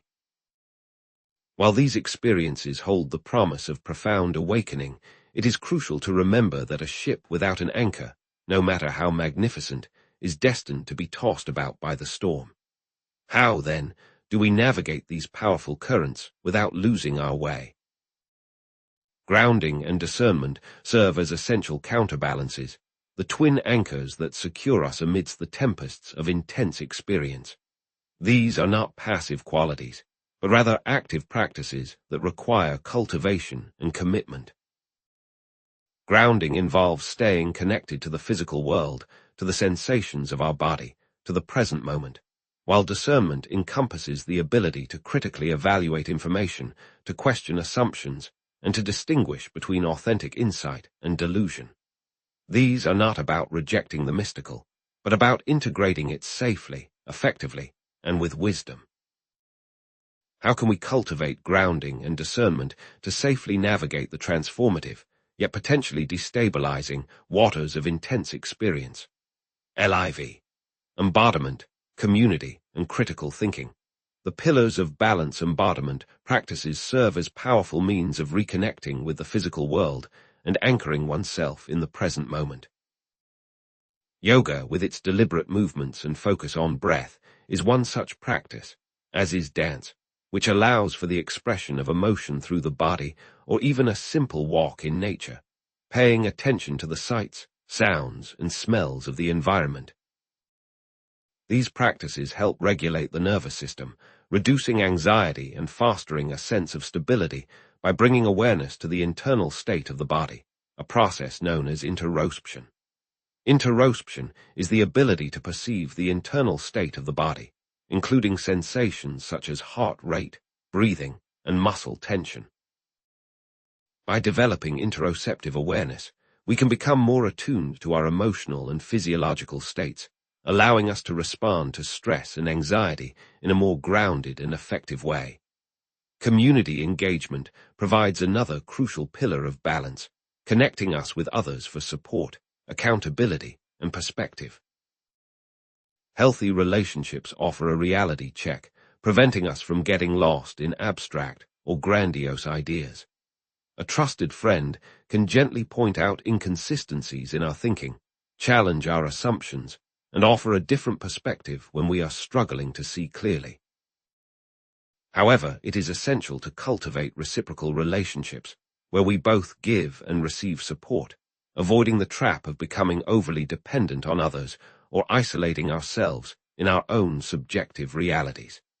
As Jung often emphasized, the individual journey is best undertaken in the context of a supportive and challenging community. Critical thinking skills offer an invaluable tool for evaluating spiritual teachings, identifying potential biases, and avoiding manipulation. In a world awash in information, it is essential to develop the ability to distinguish between authentic insights and delusional beliefs. This involves questioning assumptions, seeking evidence-based information, and being willing to revise our beliefs in light of new evidence. It is not about rejecting spiritual teachings outright, but about approaching them with a healthy dose of skepticism, testing their validity against our own experience and the wisdom of others. This capacity for critical thought is essential to maintaining a balanced perspective, lest we fall victim to dogma or fundamentalism. All three, embodiment, community, and critical thinking, are necessary to maintaining a healthy perspective. Each works in concert with the others to ensure that intense experiences can be properly integrated into one's life. LV. Grounding and discernment in action. Examples and applications. Consider the example of a yoga practitioner named Sarah, who has been meditating for several years and has experienced moments of profound altered states. However, she also noticed that after these intense sessions, she would sometimes feel disoriented and detached from her body. To address this, she began incorporating specific yoga poses and breathing techniques into her practice that were designed to regulate her nervous system and promote a sense of stability. For example, she would practice grounding poses like mountain pose and warrior pose, focusing on the sensations of her feet on the ground and the alignment of her body. She also incorporated breathwork techniques like alternate nostril breathing, which helped to balance her nervous system and calm her mind. Over time, Sarah found that these embodiment practices helped her stay grounded during intense meditation experiences, preventing dissociation or emotional overwhelm. She learned to integrate her spiritual practice with her daily life, maintaining a balance between inner exploration and outer engagement. Imagine someone named Michael who experienced what he believed to be a spiritual awakening after reading certain books on Buddhism. He began to see the world in a new light, feeling a sense of interconnectedness and bliss. However, he soon found himself struggling to integrate these experiences into his daily life. He became withdrawn from his friends and family, spending most of his time meditating and reading spiritual texts. Eventually, a trusted mentor suggested he find a like-minded community to better incorporate these ideas. Through the community, Michael was able to process his experiences, challenge his assumptions, and integrate his insights into his life. The community provided a safe and supportive space for him to explore his spirituality without losing touch with reality, a stark contrast to those individuals who isolate themselves after spiritual experiences, becoming vulnerable to manipulation or delusion. Consider DRSO, the life of Dr. Elena Vance, a religious scholar who has dedicated her life to the study of ancient texts and traditions. She studies the history of religion, not to affirm her faith, but to understand its origin, its evolution, and its social impact. This approach helps her avoid the pitfalls of dogma and fundamentalism. By applying critical thinking to her faith, she is able to maintain a nuanced and balanced perspective, embracing the complexities and contradictions inherent in religious belief, which connects her approach to the previous discussions of both and thinking and the golden mean, allowing her to see the value in different perspectives without sacrificing her own intellectual integ. Dr. Why? The Jungian analyst, Dr. Stephen Farmer, has for many years been a student of indigenous shamanic traditions, integrating their practices and wisdom into his therapeutic approach. He regularly engages in drumming, meditation, and nature-based rituals to connect with the deeper aspects of his psyche and to enhance his ability to facilitate healing in others. By staying grounded in his body, connected to the natural world, Dr. Farmer is able to navigate the intense emotional and spiritual energies that often arise in his work as a therapist, while continuing to study the ways of the shamans. LVI. Synthesis, transition, foreshadowing, and re-engagement in essence Grounding, embodiment, community engagement, and critical thinking are crucial for safely navigating the transformative potential of spiritual and intense experience. Balance, integration, and self-awareness are paramount. Without these anchors, we risk being swept away by the very currents that promise to carry us to new heights. By staying connected to our bodies, engaging with supportive communities, and cultivating critical thinking skills, we can harness the power of paradox without succumbing to its potential pitfalls. And so, it is essential to re-emphasize the importance of community, of having those people who can lovingly point out the flaws and false assumptions in our line of thinking. The journey, however, does not end with simply identifying and avoiding the pitfalls. The true challenge lies in integrating these experiences, both the light and the dark, into the totality of our being. Integration requires compassion, patience, and a willingness to embrace all aspects of ourselves, even those that we find uncomfortable or unacceptable. What does it mean to truly integrate these experiences, not just as abstract concepts, but as lived realities that shape our hearts and minds? How can we approach this process with compassion, patience, and a willingness to embrace the totality of our being? LVII. The alchemy of integration. Transforming paradox into wholeness, the anchors of grounding and discernment hold us firm, yet they do not, in themselves, complete the journey. For the alchemical transformation to occur, something more is needed. The active process of integration, of weaving together the disparate threads of experience into a cohesive tapestry, turning base metals into gold. We live in a fragmented world, and this sense of division is often mirrored within our own psyches. After intense or paradoxical events, we may feel scattered, unsure of how to reconcile the conflicting emotions, beliefs, and experiences that have been stirred within us. However, it is in the conscious act of integration that we begin to find wholeness and meaning, not by erasing or denying difficult experiences, but by finding their rightful place in the larger narrative of our lives. Integration is not a passive acceptance of whatever comes our way, but rather an active journey of self-discovery and meaning-making. It is about claiming personal agency, taking responsibility for our experiences, and consciously shaping the story of who we are becoming.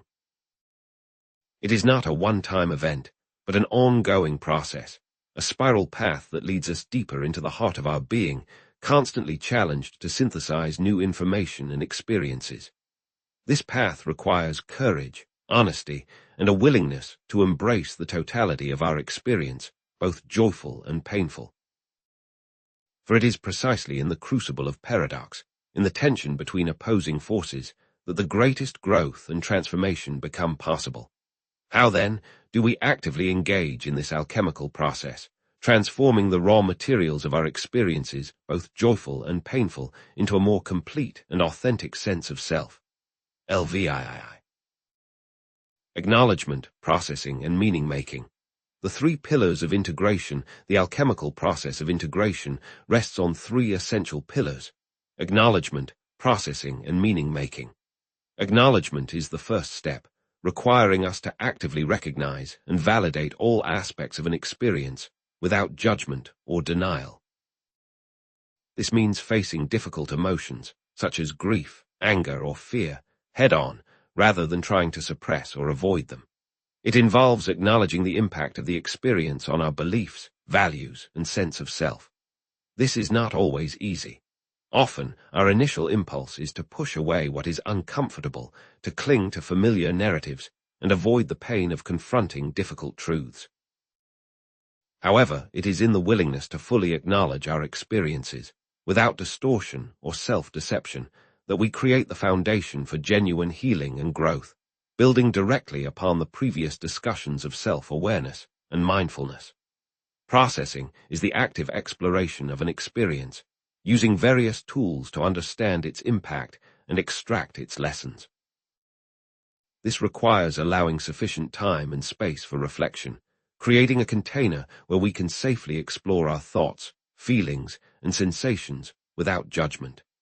Practices like journaling can be immensely helpful, allowing us to externalize our inner world and gain clarity through the act of writing. Therapy, particularly depth-oriented approaches like Jungian analysis, can provide a supportive and challenging space to explore the unconscious patterns that may be influencing our experiences. Creative expression, whether through art, music, or dance, can offer a powerful means of processing emotions and accessing deeper levels of meaning. Dialogue with trusted friends or mentors can also provide valuable perspective and support. Like a refiner's fire, the processing stage burns away the dross of confusion and resistance, leaving behind the pure metal of insight.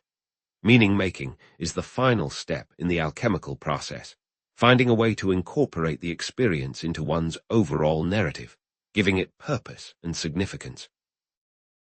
This involves reframing the experience in a way that aligns with one's values and goals, seeing it not as a random event, but as a meaningful chapter in the unfolding story of one's life. This may involve finding a way to use the experience to help others, to advocate for change, or to deepen one's understanding of the world. Self-compassion and forgiveness are essential in this process, recognizing that we are all imperfect beings doing our best to navigate the complexities of life. As Nietzsche wrote, "He who has a why to live can bear almost any how." The ability to find meaning in our experiences, even the most difficult ones, is what allows us to transcend suffering and emerge stronger, wiser, and more resilient. These three pillars build on one another, creating a powerful framework for integrating even the most challenging experiences, forging within us the philosopher's stone. LIX. The alchemy of integration. Examples and applications consider someone who experienced a traumatic event, such as a car accident. The first step in their journey toward integration is acknowledgement. This involves acknowledging the full range of emotions they are experiencing, from fear and anxiety to anger and sadness. It also involves acknowledging the physical impact of the accident, such as pain, fatigue, or disability. They may need to seek medical treatment and take time off from work to recover. Acknowledgement also means recognizing that the accident was not their fault and that they are not to blame for what happened. Next comes the processing stage. This may involve talking to a therapist, joining a support group, or writing in a journal. They may need to revisit the memories of the accident, allowing themselves to feel the emotions associated with it without judgment. They may also need to challenge any negative beliefs that have arisen as a result of the accident, such as, "I am no longer safe in the world," or "I am damaged goods." Over time, they begin to process the trauma, integrating it into their life story without letting it define them. This process can lead to post-traumatic growth, where they emerge stronger and more resilient than before, as seen in many individuals who have overcome adversity. Finally, comes the meaning-making stage. The survivor might choose to become an advocate for safer driving, sharing their story to prevent others from experiencing similar trauma.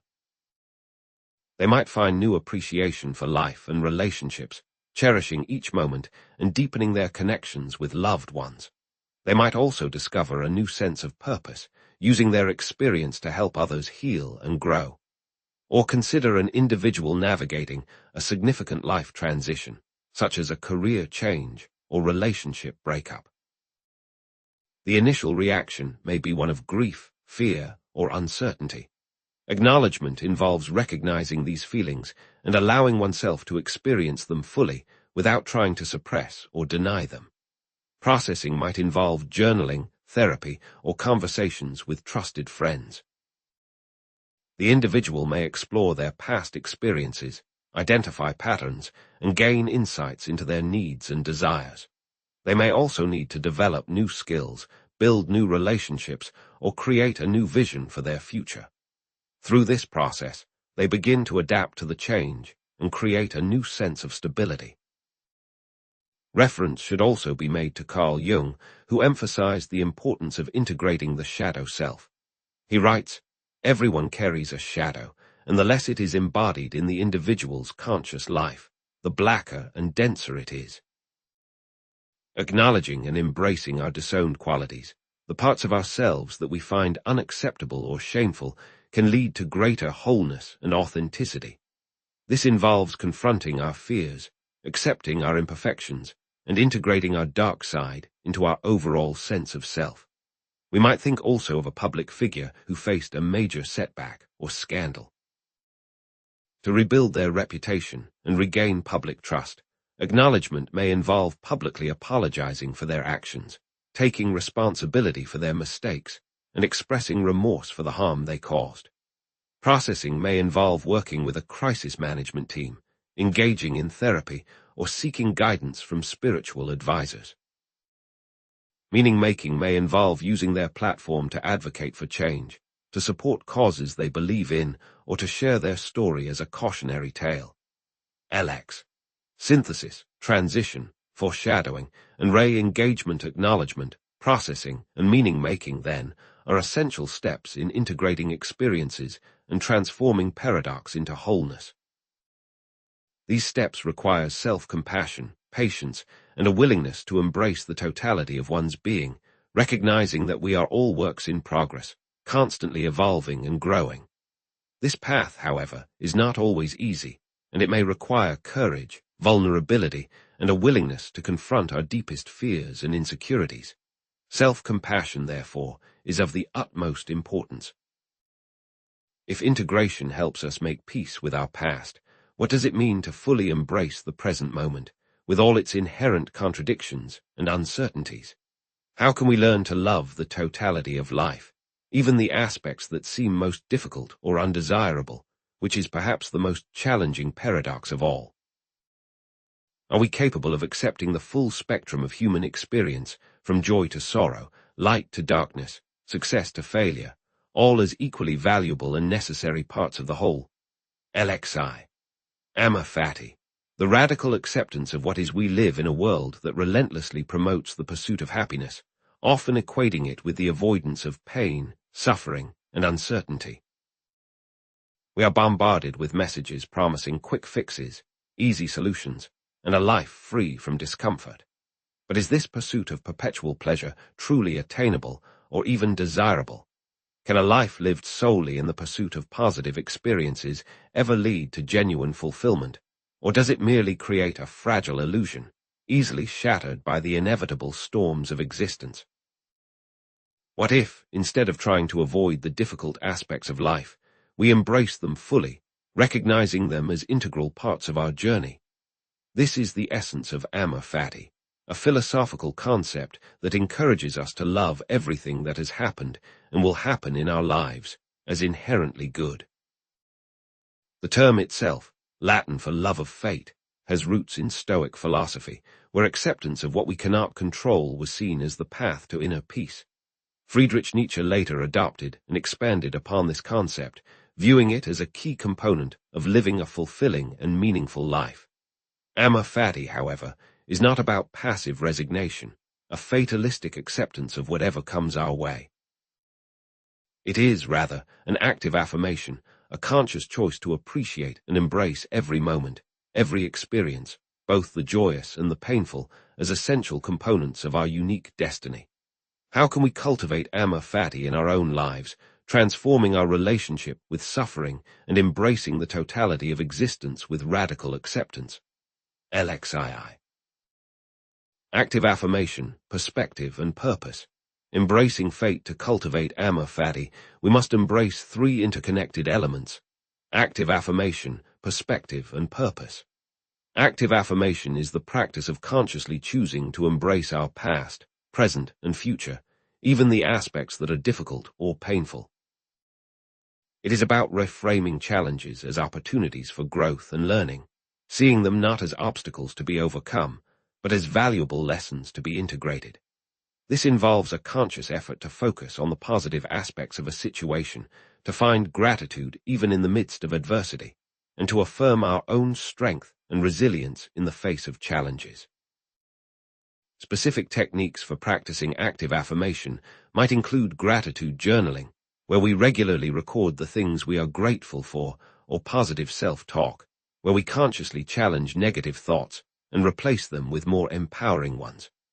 Perspective, furthermore, allows us to detach from our immediate reactions to experience and see the broader context. It involves stepping back from the intensity of the moment and recognizing that even negative events can have positive consequences or contribute to our overall development. By gaining perspective, we can see that setbacks are often temporary, that failures can lead to valuable insights, and that even suffering can ultimately lead to growth and transformation. This skill is built upon the foundations of wisdom and self-awareness we've discussed previously, enabling us to see beyond the surface and understand the deeper meaning of our experiences. Moreover, purpose provides a framework for understanding one's life as a meaningful whole, giving direction and significance to even the most challenging experiences.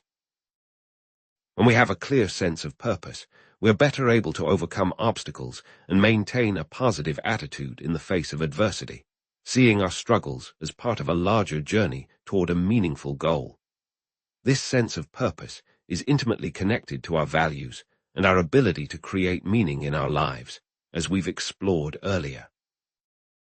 It gives us a reason to persevere, to keep moving forward, even when the path ahead seems dark and uncertain. LXII. Amor Fati in action. Examples and applications. Consider someone who has experienced a serious illness. How can active affirmation, perspective, and purpose help them cope with their suffering and find meaning in their experience? First, they can practice active affirmation by consciously choosing to focus on their strengths, their support system, and their hope for recovery.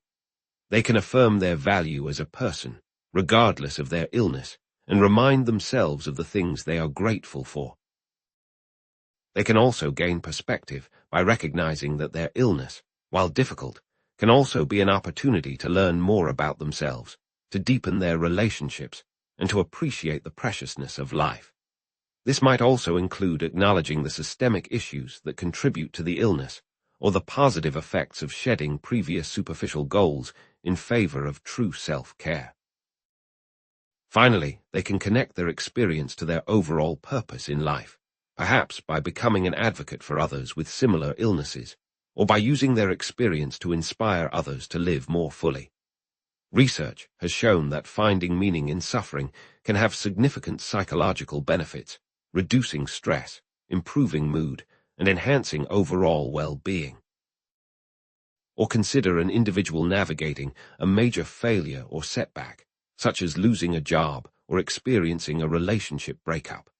They can consciously affirm their worth, reminding themselves of their skills, talents, and accomplishments.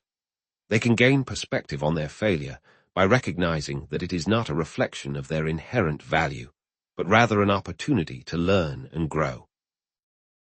They can also recommit to their purpose, using their setback as motivation to pursue their goals with renewed determination. This connects directly to our previous discussions of resilience and grit, highlighting the importance of perseverance in the face of adversity.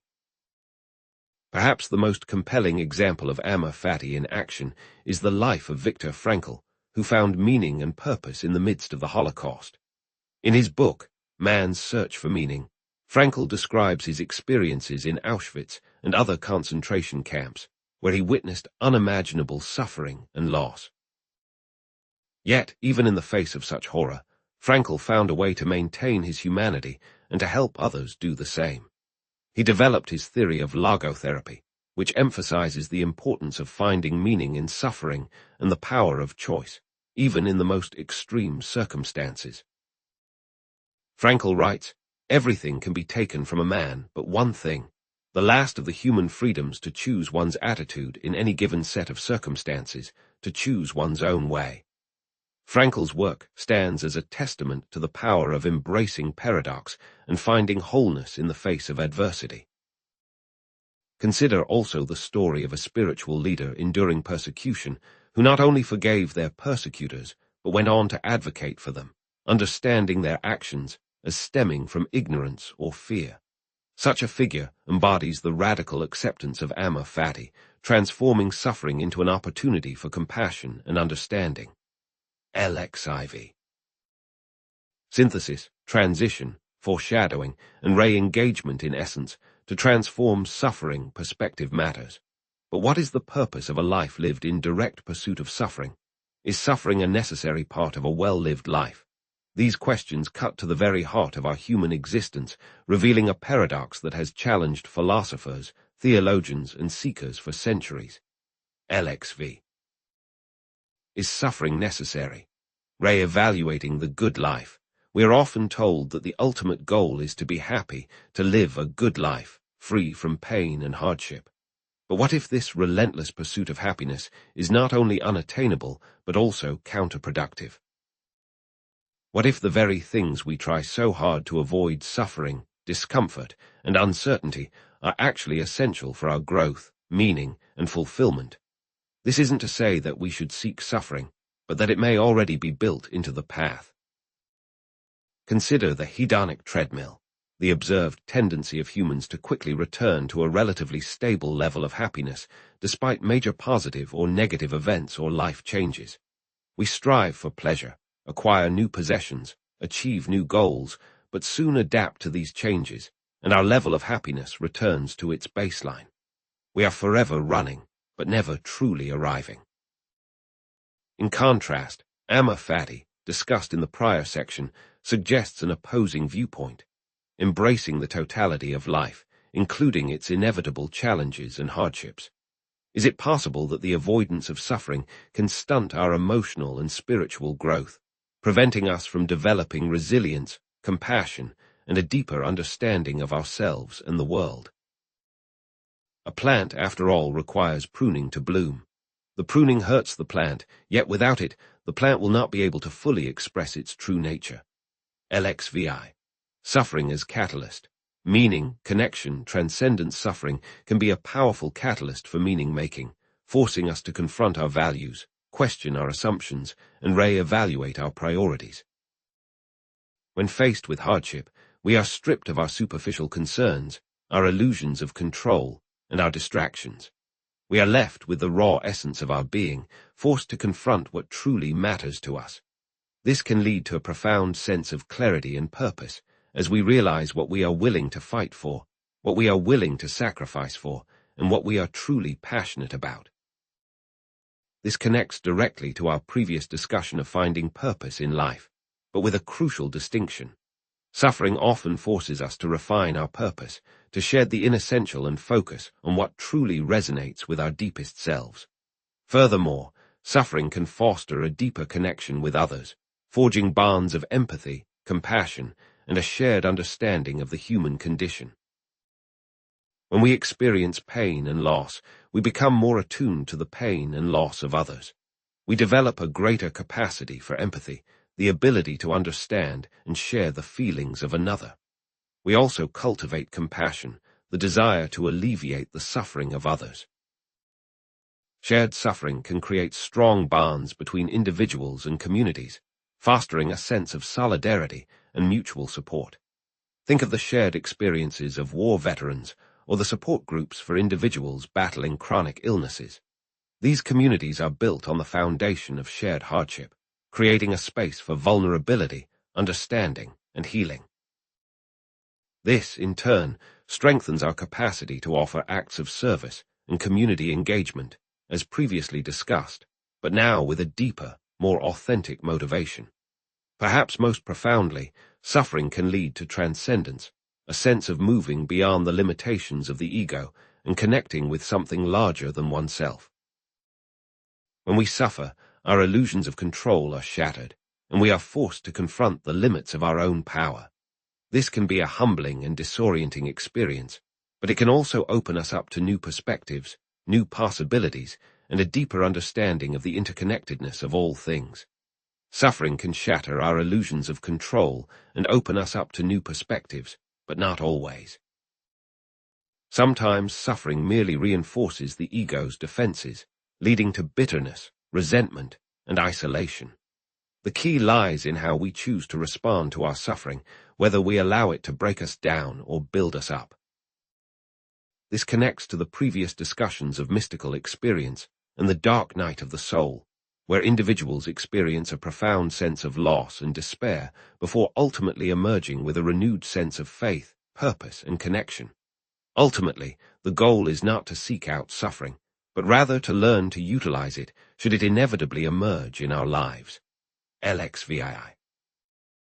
Examples of suffering's transformative power consider the phenomenon of post-traumatic growth, which is not about reverting to a prior state, but rather emerging with something new. Research has shown that individuals who experience trauma can sometimes emerge stronger, more resilient, and more appreciative of life. Studies have found that survivors of trauma often report increased levels of personal strength, enhanced relationships, a greater appreciation for life, and a deeper sense of meaning. The psychological mechanisms underlying this phenomenon are complex, but they often involve a process of cognitive restructuring, where individuals challenge their existing beliefs and assumptions about the world, and a process of emotional processing, where they confront and integrate their traumatic experiences. Think of artists, writers, and musicians who have transformed their suffering into powerful works of art. Vincent van Gogh, for example, battled mental illness throughout his life, yet his paintings are filled with a raw emotion and beauty that speaks to the depths of the human experience. Beethoven composed some of his most profound music while struggling with deafness. Sylvia Plath wrote poetry that grappled with depression and suicidal thoughts, giving voice to the inner turmoil of countless individuals. These artists did not simply overcome their suffering. They transmuted it into something beautiful and meaningful, offering solace and inspiration to others. Their personal experiences profoundly influenced their creative output, imbuing their work with a depth of emotion and a sense of authenticity that resonates with audiences on a visceral level. The cathartic and transformative power of art allows both the creator and the audience to confront difficult emotions, process traumatic experiences, and find meaning in the midst of suffering. Or consider the lives of spiritual leaders who embraced suffering as a path to enlightenment. The Buddha, for example, renounced his privileged life and embarked on a quest to understand the nature of suffering, ultimately achieving enlightenment through meditation and self-reflection. Jesus Christ endured crucifixion, an act of ultimate self-sacrifice, and his teachings emphasize compassion, forgiveness, and love, even in the face of persecution. These figures did not shy away from suffering. They embraced it as an integral part of the human condition, using it as a catalyst for spiritual growth and transformation. Their teachings and actions emphasize compassion, forgiveness, and self-sacrifice, inspiring countless individuals to find meaning and purpose in their own suffering. Consider also the story of someone who loses their job after many years of service. Initially, they may feel devastated, questioning their worth and their future. However, after allowing themselves to grieve, they begin to reevaluate their priorities. They realize that they had been feeling unfulfilled in their job for some time, but were afraid to make a change. The job loss becomes a catalyst for them to pursue their true passions, perhaps starting their own business, going back to school, or dedicating more time to their family and community. They emerge from this period of hardship with a newfound sense of purpose and fulfillment, realizing that the job loss, while painful, was ultimately a blessing in disguise. LXVII. Synthesis, transition, foreshadowing, and re-engagement in essence. Suffering is not inherently good or bad, but rather a catalyst for profound growth, meaning-making, and connection. By embracing our suffering, we can transform it into something valuable, something that enriches our lives and the lives of others. However, is there a point at which suffering becomes destructive rather than transformative? Is there a limit to what we can endure, a point beyond which suffering only serves to break us down, to diminish our capacity for joy and connection? Where do we draw the line between embracing challenges and succumbing to unnecessary pain? And how do we cultivate the wisdom to know when to heal, to protect ourselves from further harm, and to seek help when we need it? While the value of suffering has been established, the wisdom to discern its place remains to be explored. LXIX. The wisdom of discernment. Knowing when to heal these, when to embrace, we have established that suffering can act as a catalyst for profound growth, meaning-making, and connection, transforming adversity into resilience, empathy, and a deeper understanding of ourselves and the world. But what if this narrative, while compelling, presents only one side of the coin? What if, contrary to the popular notion that everything happens for a reason, some suffering is simply destructive? Not all suffering ennobles. Some stagnates, some compels, and some simply erodes the spirit. Enter discernment, the ability to distinguish between suffering that serves a higher purpose and suffering that should be actively alleviated or avoided. Discernment is not some innate gift bestowed upon a chosen few, but rather an active skill like any other, honed through practice, reflection, and a willingness to confront uncomfortable truths about ourselves and the world. It is not about avoiding suffering altogether, but about choosing wisely which burdens to bear and which to lay down, recognizing that some paths, though arduous, lead to growth, while others lead only to dead ends. How, then, can we cultivate the wisdom to discern between suffering that illuminates and suffering that simply consumes? How can we learn to recognize the subtle signs that indicate whether a particular challenge is an opportunity for transformation or a trap to be avoided? LXX. Identifying destructive suffering. Stagnation, compulsion, and meaninglessness. Destructive suffering, unlike its transformative counterpart, is characterized by stagnation, compulsion, and meaninglessness. Stagnant suffering is that which leads to a sense of being stuck, unable to move forward, or perpetually repeating the same mistakes. It's the feeling of running in circles, trapped in a cycle of pain and frustration, with no apparent way out. This type of suffering often reinforces negative patterns, limits growth, and breeds resentment, preventing the individual from learning and evolving. A person trapped in a dead-end job for years, feeling unfulfilled and resentful, yet unable to take the necessary steps to change their situation, exemplifies this form of stagnation. Compulsive suffering, on the other hand, is driven by addictive behaviors, unhealthy attachments, or other compulsive patterns that perpetuate a cycle of pain and self-destruction. It's the suffering that arises from an inability to break free from harmful habits or relationships, even when we know they are detrimental to our well-being. This type of suffering often reinforces self-destructive tendencies, leading to feelings of shame, guilt, and hopelessness.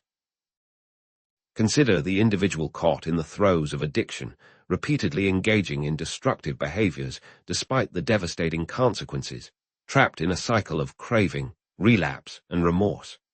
Finally, meaningless suffering is that which feels pointless, devoid of purpose, or disconnected from one's values. It is the suffering that arises from events or circumstances that seem arbitrary and unfair, leaving us feeling lost, disillusioned, and without a sense of direction. This type of suffering often leads to despair, hopelessness, and a loss of motivation, undermining our sense of meaning and purpose in life. The suffering experienced by victims of random violence or natural disasters, struggling to make sense of their trauma and find a way to move forward, is a stark example of meaningless suffering. It is crucial to distinguish between healthy discomfort and harmful pain. Healthy discomfort pushes us outside of our comfort zones, challenges our beliefs, and encourages growth, leading to increased resilience and self-awareness. Harmful pain, however, inflicts lasting damage, eroding our sense of self-worth, undermining our ability to cope with stress, and leading to chronic physical or psychological problems. Discernment enables us to recognize the difference, allowing us to embrace challenges that promote growth while protecting ourselves from experiences that inflict lasting harm.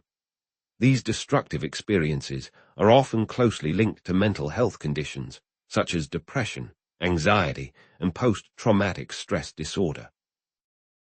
Recognizing the signs of destructive suffering and cultivating discernment can be vital steps in preventing or mitigating these conditions. By learning to identify the patterns of stagnation, compulsion, and meaninglessness, we can take proactive steps to address the underlying issues and seek help when needed, breaking free from the cycle of suffering and moving towards healing and growth.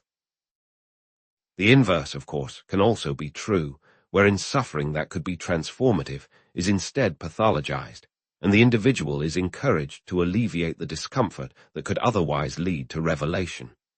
LXXI. Examples of discernment in action consider the case of an individual living with a chronic illness. Discernment can help them distinguish between pushing themselves to improve their physical condition and accepting their limitations to prevent further harm. They might engage in gentle exercise to strengthen their muscles and improve their overall health, but they must also recognize when to rest and avoid overexertion that could exacerbate their symptoms. To do this, the individual might keep a detailed journal of their physical activity and symptoms, noting which activities lead to improvement and which trigger setbacks. They would also consult with medical professionals, such as a physical therapist or physician, to develop a personalized exercise plan that balances activity and rest.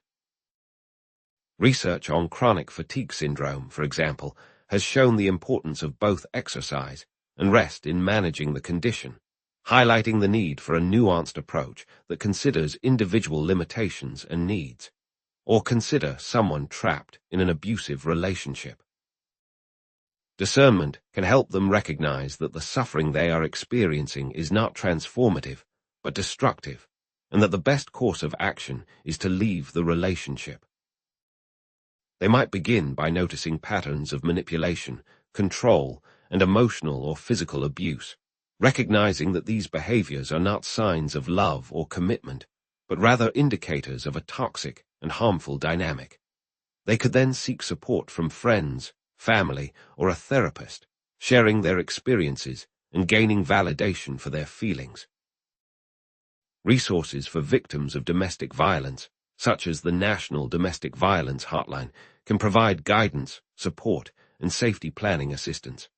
Recognizing that staying in the relationship will only perpetuate the cycle of abuse, they can take the courageous step of leaving, prioritizing their safety and well-being over a false sense of obligation or hope. This is not to say that relationships cannot be healed, but instead that a pattern of flagrant abuse should not be seen as simply another crucible in the process of individuation.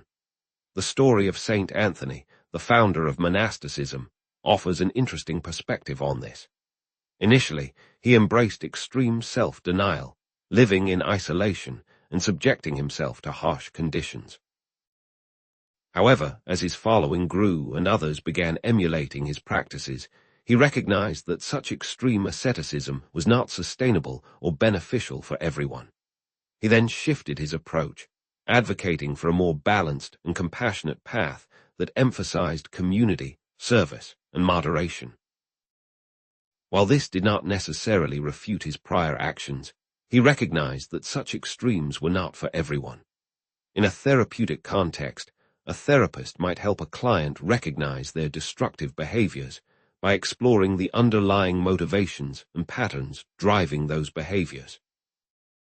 For instance, a client who engages in self-sabotaging behaviors might initially believe they are somehow deserving of punishment or that they are protecting themselves from future disappointment. Through therapy, they can come to understand the origins of these beliefs, challenge their validity, and develop healthier coping mechanisms. The therapist might help them reframe their past experiences, recognize their strengths and worth, and develop a more compassionate and accepting view of themselves. This process can be challenging and painful, but it ultimately leads to greater self-awareness, resilience, and the ability to make healthier choices in the future.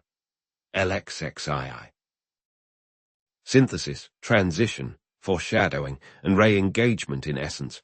While suffering can undoubtedly be a catalyst for growth, wisdom lies in discerning when it is a crucible and when it is simply a cage. Not all suffering is created equal, and not all suffering leads to enlightenment. Recognizing the signs of destructive suffering, stagnation, compulsion, and meaninglessness is crucial for protecting our well-being and fostering genuine growth. Discernment, therefore, becomes an indispensable tool on the path to wholeness, enabling us to navigate the complexities of life with greater clarity and compassion. But after all of this, the exploration of suffering, the embrace of paradox, the pursuit of meaning, is the good life even possible to achieve? Is lasting happiness attainable, or is it merely a fleeting illusion, forever just beyond our grasp? We return now to an examination of happiness itself, and to what extent our expectations of it might either make or break our ability to find it.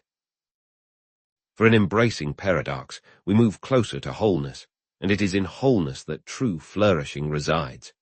LXXII, the illusion of happiness, deconstructing the good life. What is the point in striving for paradox, in embracing the tension between opposing forces, if the end result is simply more suffering?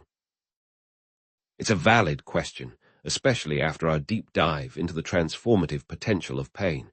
Perhaps you're left wondering if all this talk of paradox is just a fancy way of justifying unnecessary hardship. To truly address this, we must consider a different kind of illusion, one perhaps even more pervasive than the fear of suffering, the illusion of happiness itself. Modern society is practically built upon the pursuit of what we often call the good life: happiness, pleasure, comfort, and security.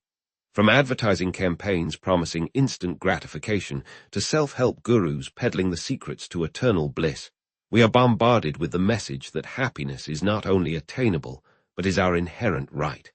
These things aren't inherently wrong. After all, who wouldn't want to experience joy, ease, and a sense of safety? It is tempting, after all, to look at the lifestyles of the rich and famous and think that material possessions are the keys to happiness. And while resources certainly remove obstacles, they alone do not ensure contentment. However, this relentless pursuit can become a trap, a gilded cage that obscures deeper truths and ultimately leaves us feeling more empty than fulfilled. Studies on hedonic adaptation, sometimes referred to as the hedonic treadmill, have repeatedly shown that our happiness levels tend to return to a relatively stable baseline, regardless of major positive or negative events. A life of pleasure without struggle is like a muscle that never gets used. It atrophies, leaving us weak and unable to cope with the inevitable challenges that life throws our way. With this, we ask a fundamental question: is this good life even attainable? LXXIV. Hedonic adaptation, the tyranny of positivity, and the neglect of meaning. Hedonic adaptation is the observed tendency of humans to quickly return to a relatively stable level of happiness, despite major positive or negative events or life changes. Imagine winning the lottery. Initially, you'd experience an enormous surge of joy and excitement. However, as time passes, you'd likely adapt to your newfound wealth, and your happiness levels would gradually return to their previous baseline. This is not to say that winning the lottery wouldn't have a lasting impact on your life, but rather that the initial euphoria would fade, and you'd eventually adjust to your new normal. This is what makes the relentless pursuit of happiness a never-ending quest. It becomes a cycle of chasing fleeting moments of pleasure, constantly seeking the next high, only to find ourselves back where we started. It is, perhaps, no accident that our modern era is dominated by the commercialization of happiness, with every advertisement promising that their product or service will be the key to unlocking lasting joy. Adding to this, there is the tyranny of positivity, the cultural pressure to always be happy and optimistic, which can lead to the suppression of negative emotions and a distorted view of reality. We live in a society that often equates sadness with weakness, and that encourages us to plaster on a smile, even when we're feeling broken inside. This can be particularly harmful because it invalidates genuine suffering and discourages authentic expression. If you're grieving the loss of a loved one, being told to just stay positive can feel incredibly dismissive and isolating. It denies the validity of your pain and suggests that you should somehow be able to simply snap out of it. This can be directly linked to the spiritual bypassing we've previously discussed, where we use spiritual concepts to avoid confronting difficult emotions or experiences. When happiness becomes the sole focus, individuals may fail to develop a sense of direction or to engage in activities that are truly meaningful. After all, true purpose is very rarely rooted in immediate gratification. Consider the person who spends their days passively consuming entertainment, seeking only to maximize pleasure and avoid discomfort. While they may experience fleeting moments of happiness, they are likely to feel a deeper sense of emptiness and existential angst. Without a sense of purpose, life can feel directionless and meaningless, leading to a profound sense of dissatisfaction, regardless of how many pleasurable experiences one accumulates. A balance is important, of course. It is not to say we should not have fun or seek joy, but that these things alone are not enough to sustain us through the inevitable hardships of life. LXXV. Questioning the good life. Examples from Stoicism, Buddhism, and existentialism. The ancient Stoics recognized the futility of chasing external sources of happiness. They taught that true contentment comes not from pleasure or material possessions, but from virtue, reason, and acceptance of what we cannot control.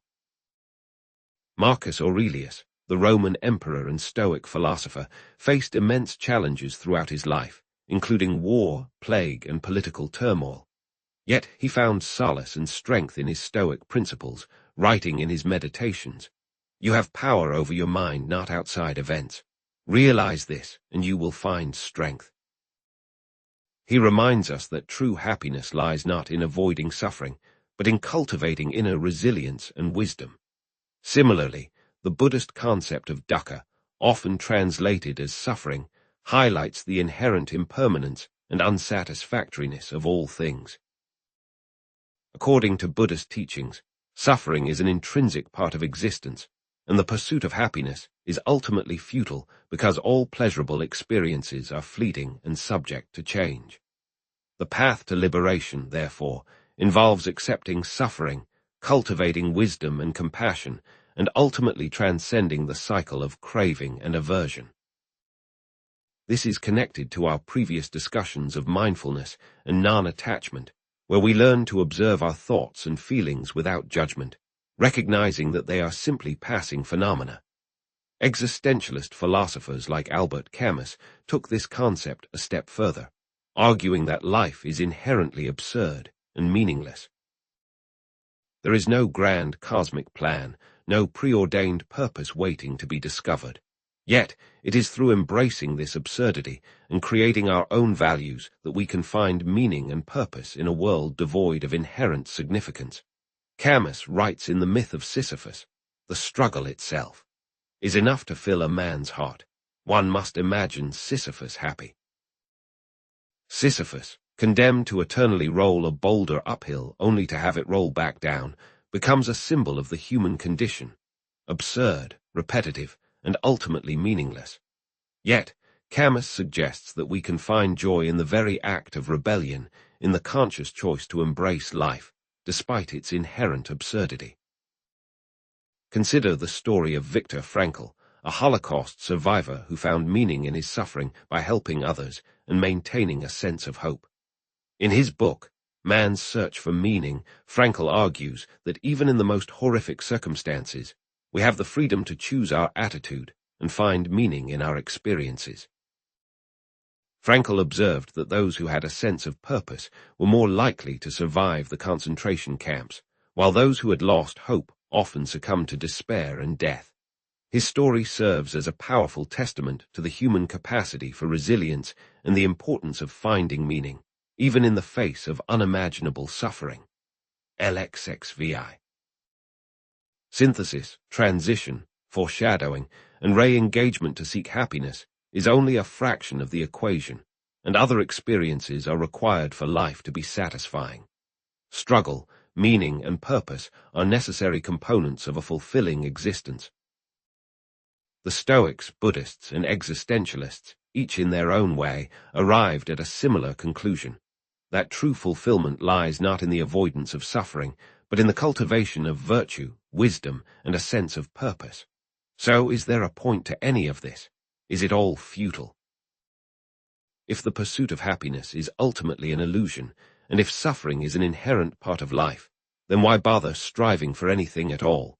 We have circled back to our initial consideration. If paradox is to be embraced, how can we possibly reconcile that embrace with the need for happiness, joy, and fulfillment? The answer, as you may suspect, lies in a deeper understanding of paradox itself. What if the very things we think will bring us happiness, comfort, security, pleasure are also the things that prevent us from experiencing true joy and fulfillment? And what if the very things we fear, suffering, uncertainty, discomfort, are actually the keys to unlocking our full potential? We will turn next to the paradox of weakness and strength, and how embracing our vulnerabilities can actually empower us to live more authentic and fulfilling lives. LXXVII. Signaling the shift. Pausing to synthesize as we come to the end of our exploration into the psychology of divine paradox, it is vital that we pause to synthesize the various threads we've followed, and that we consider the implications of these ideas for our own lives. Our journey has been long and winding, venturing into the realms of philosophy, religion, and personal experience. Yet such a multifaceted approach is often necessary when grappling with concepts that defy easy categorization or simple answers. The winding road is not an accident, but rather a reflection of the paradoxical nature of truth itself. We must venture down unexpected paths, navigate contradictions, and embrace uncertainty if we are to arrive at a more complete understanding of ourselves and the world around us. LXXVII. Thematic recap. Paradox, suffering, and the illusion of happiness. Throughout our exploration, we have encountered several core themes, all interconnected like threads in a complex tapestry. We began by acknowledging the inherent paradoxes of life, that strength can be found in weakness, that joy can emerge from suffering, and that true wisdom often lies in embracing uncertainty. We challenged the conventional pursuit of happiness, recognizing that the relentless pursuit of pleasure and the avoidance of pain can lead to a superficial and ultimately unfulfilling existence. We have examined the necessity of integrating opposing forces within ourselves, of acknowledging and embracing our shadow selves, rather than suppressing or denying them.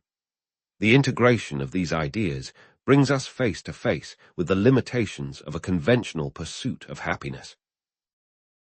By dissecting the illusion of the good life, we come to the realization that meaning and purpose often reside in the very experiences we tend to avoid, in discomfort, in uncertainty, and even in suffering.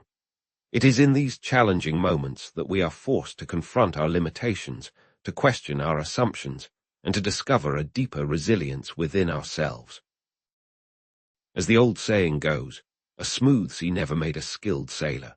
And as Jung often emphasized, the journey toward wholeness often involves confronting the darkest aspects of our being, integrating the shadow, and finding meaning in suffering. Perhaps, then, we can summarize our findings thus far as a dance between faith and certainty. LXXIX. The callback, wholeness through brokenness revisited, we began our inquiry by considering a seemingly simple, yet profoundly challenging paradox, that the path to wholeness often lies through brokenness. Perhaps, initially, this statement seemed like a cruel joke, a cynical twist on the feel-good mantras so prevalent in our culture. However, as we delved deeper into the nature of paradox, explored its manifestations in mythology and religion, and examined its psychological implications, our understanding of this initial paradox has, I hope, deepened.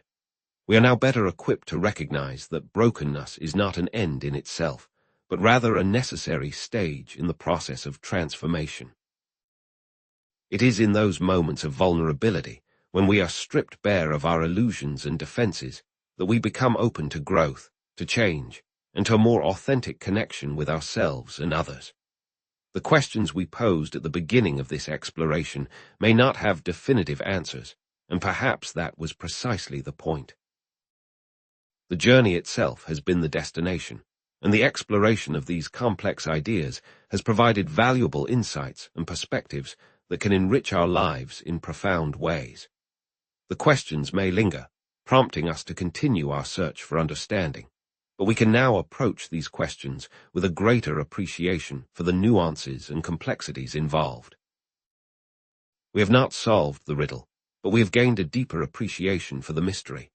LXXX.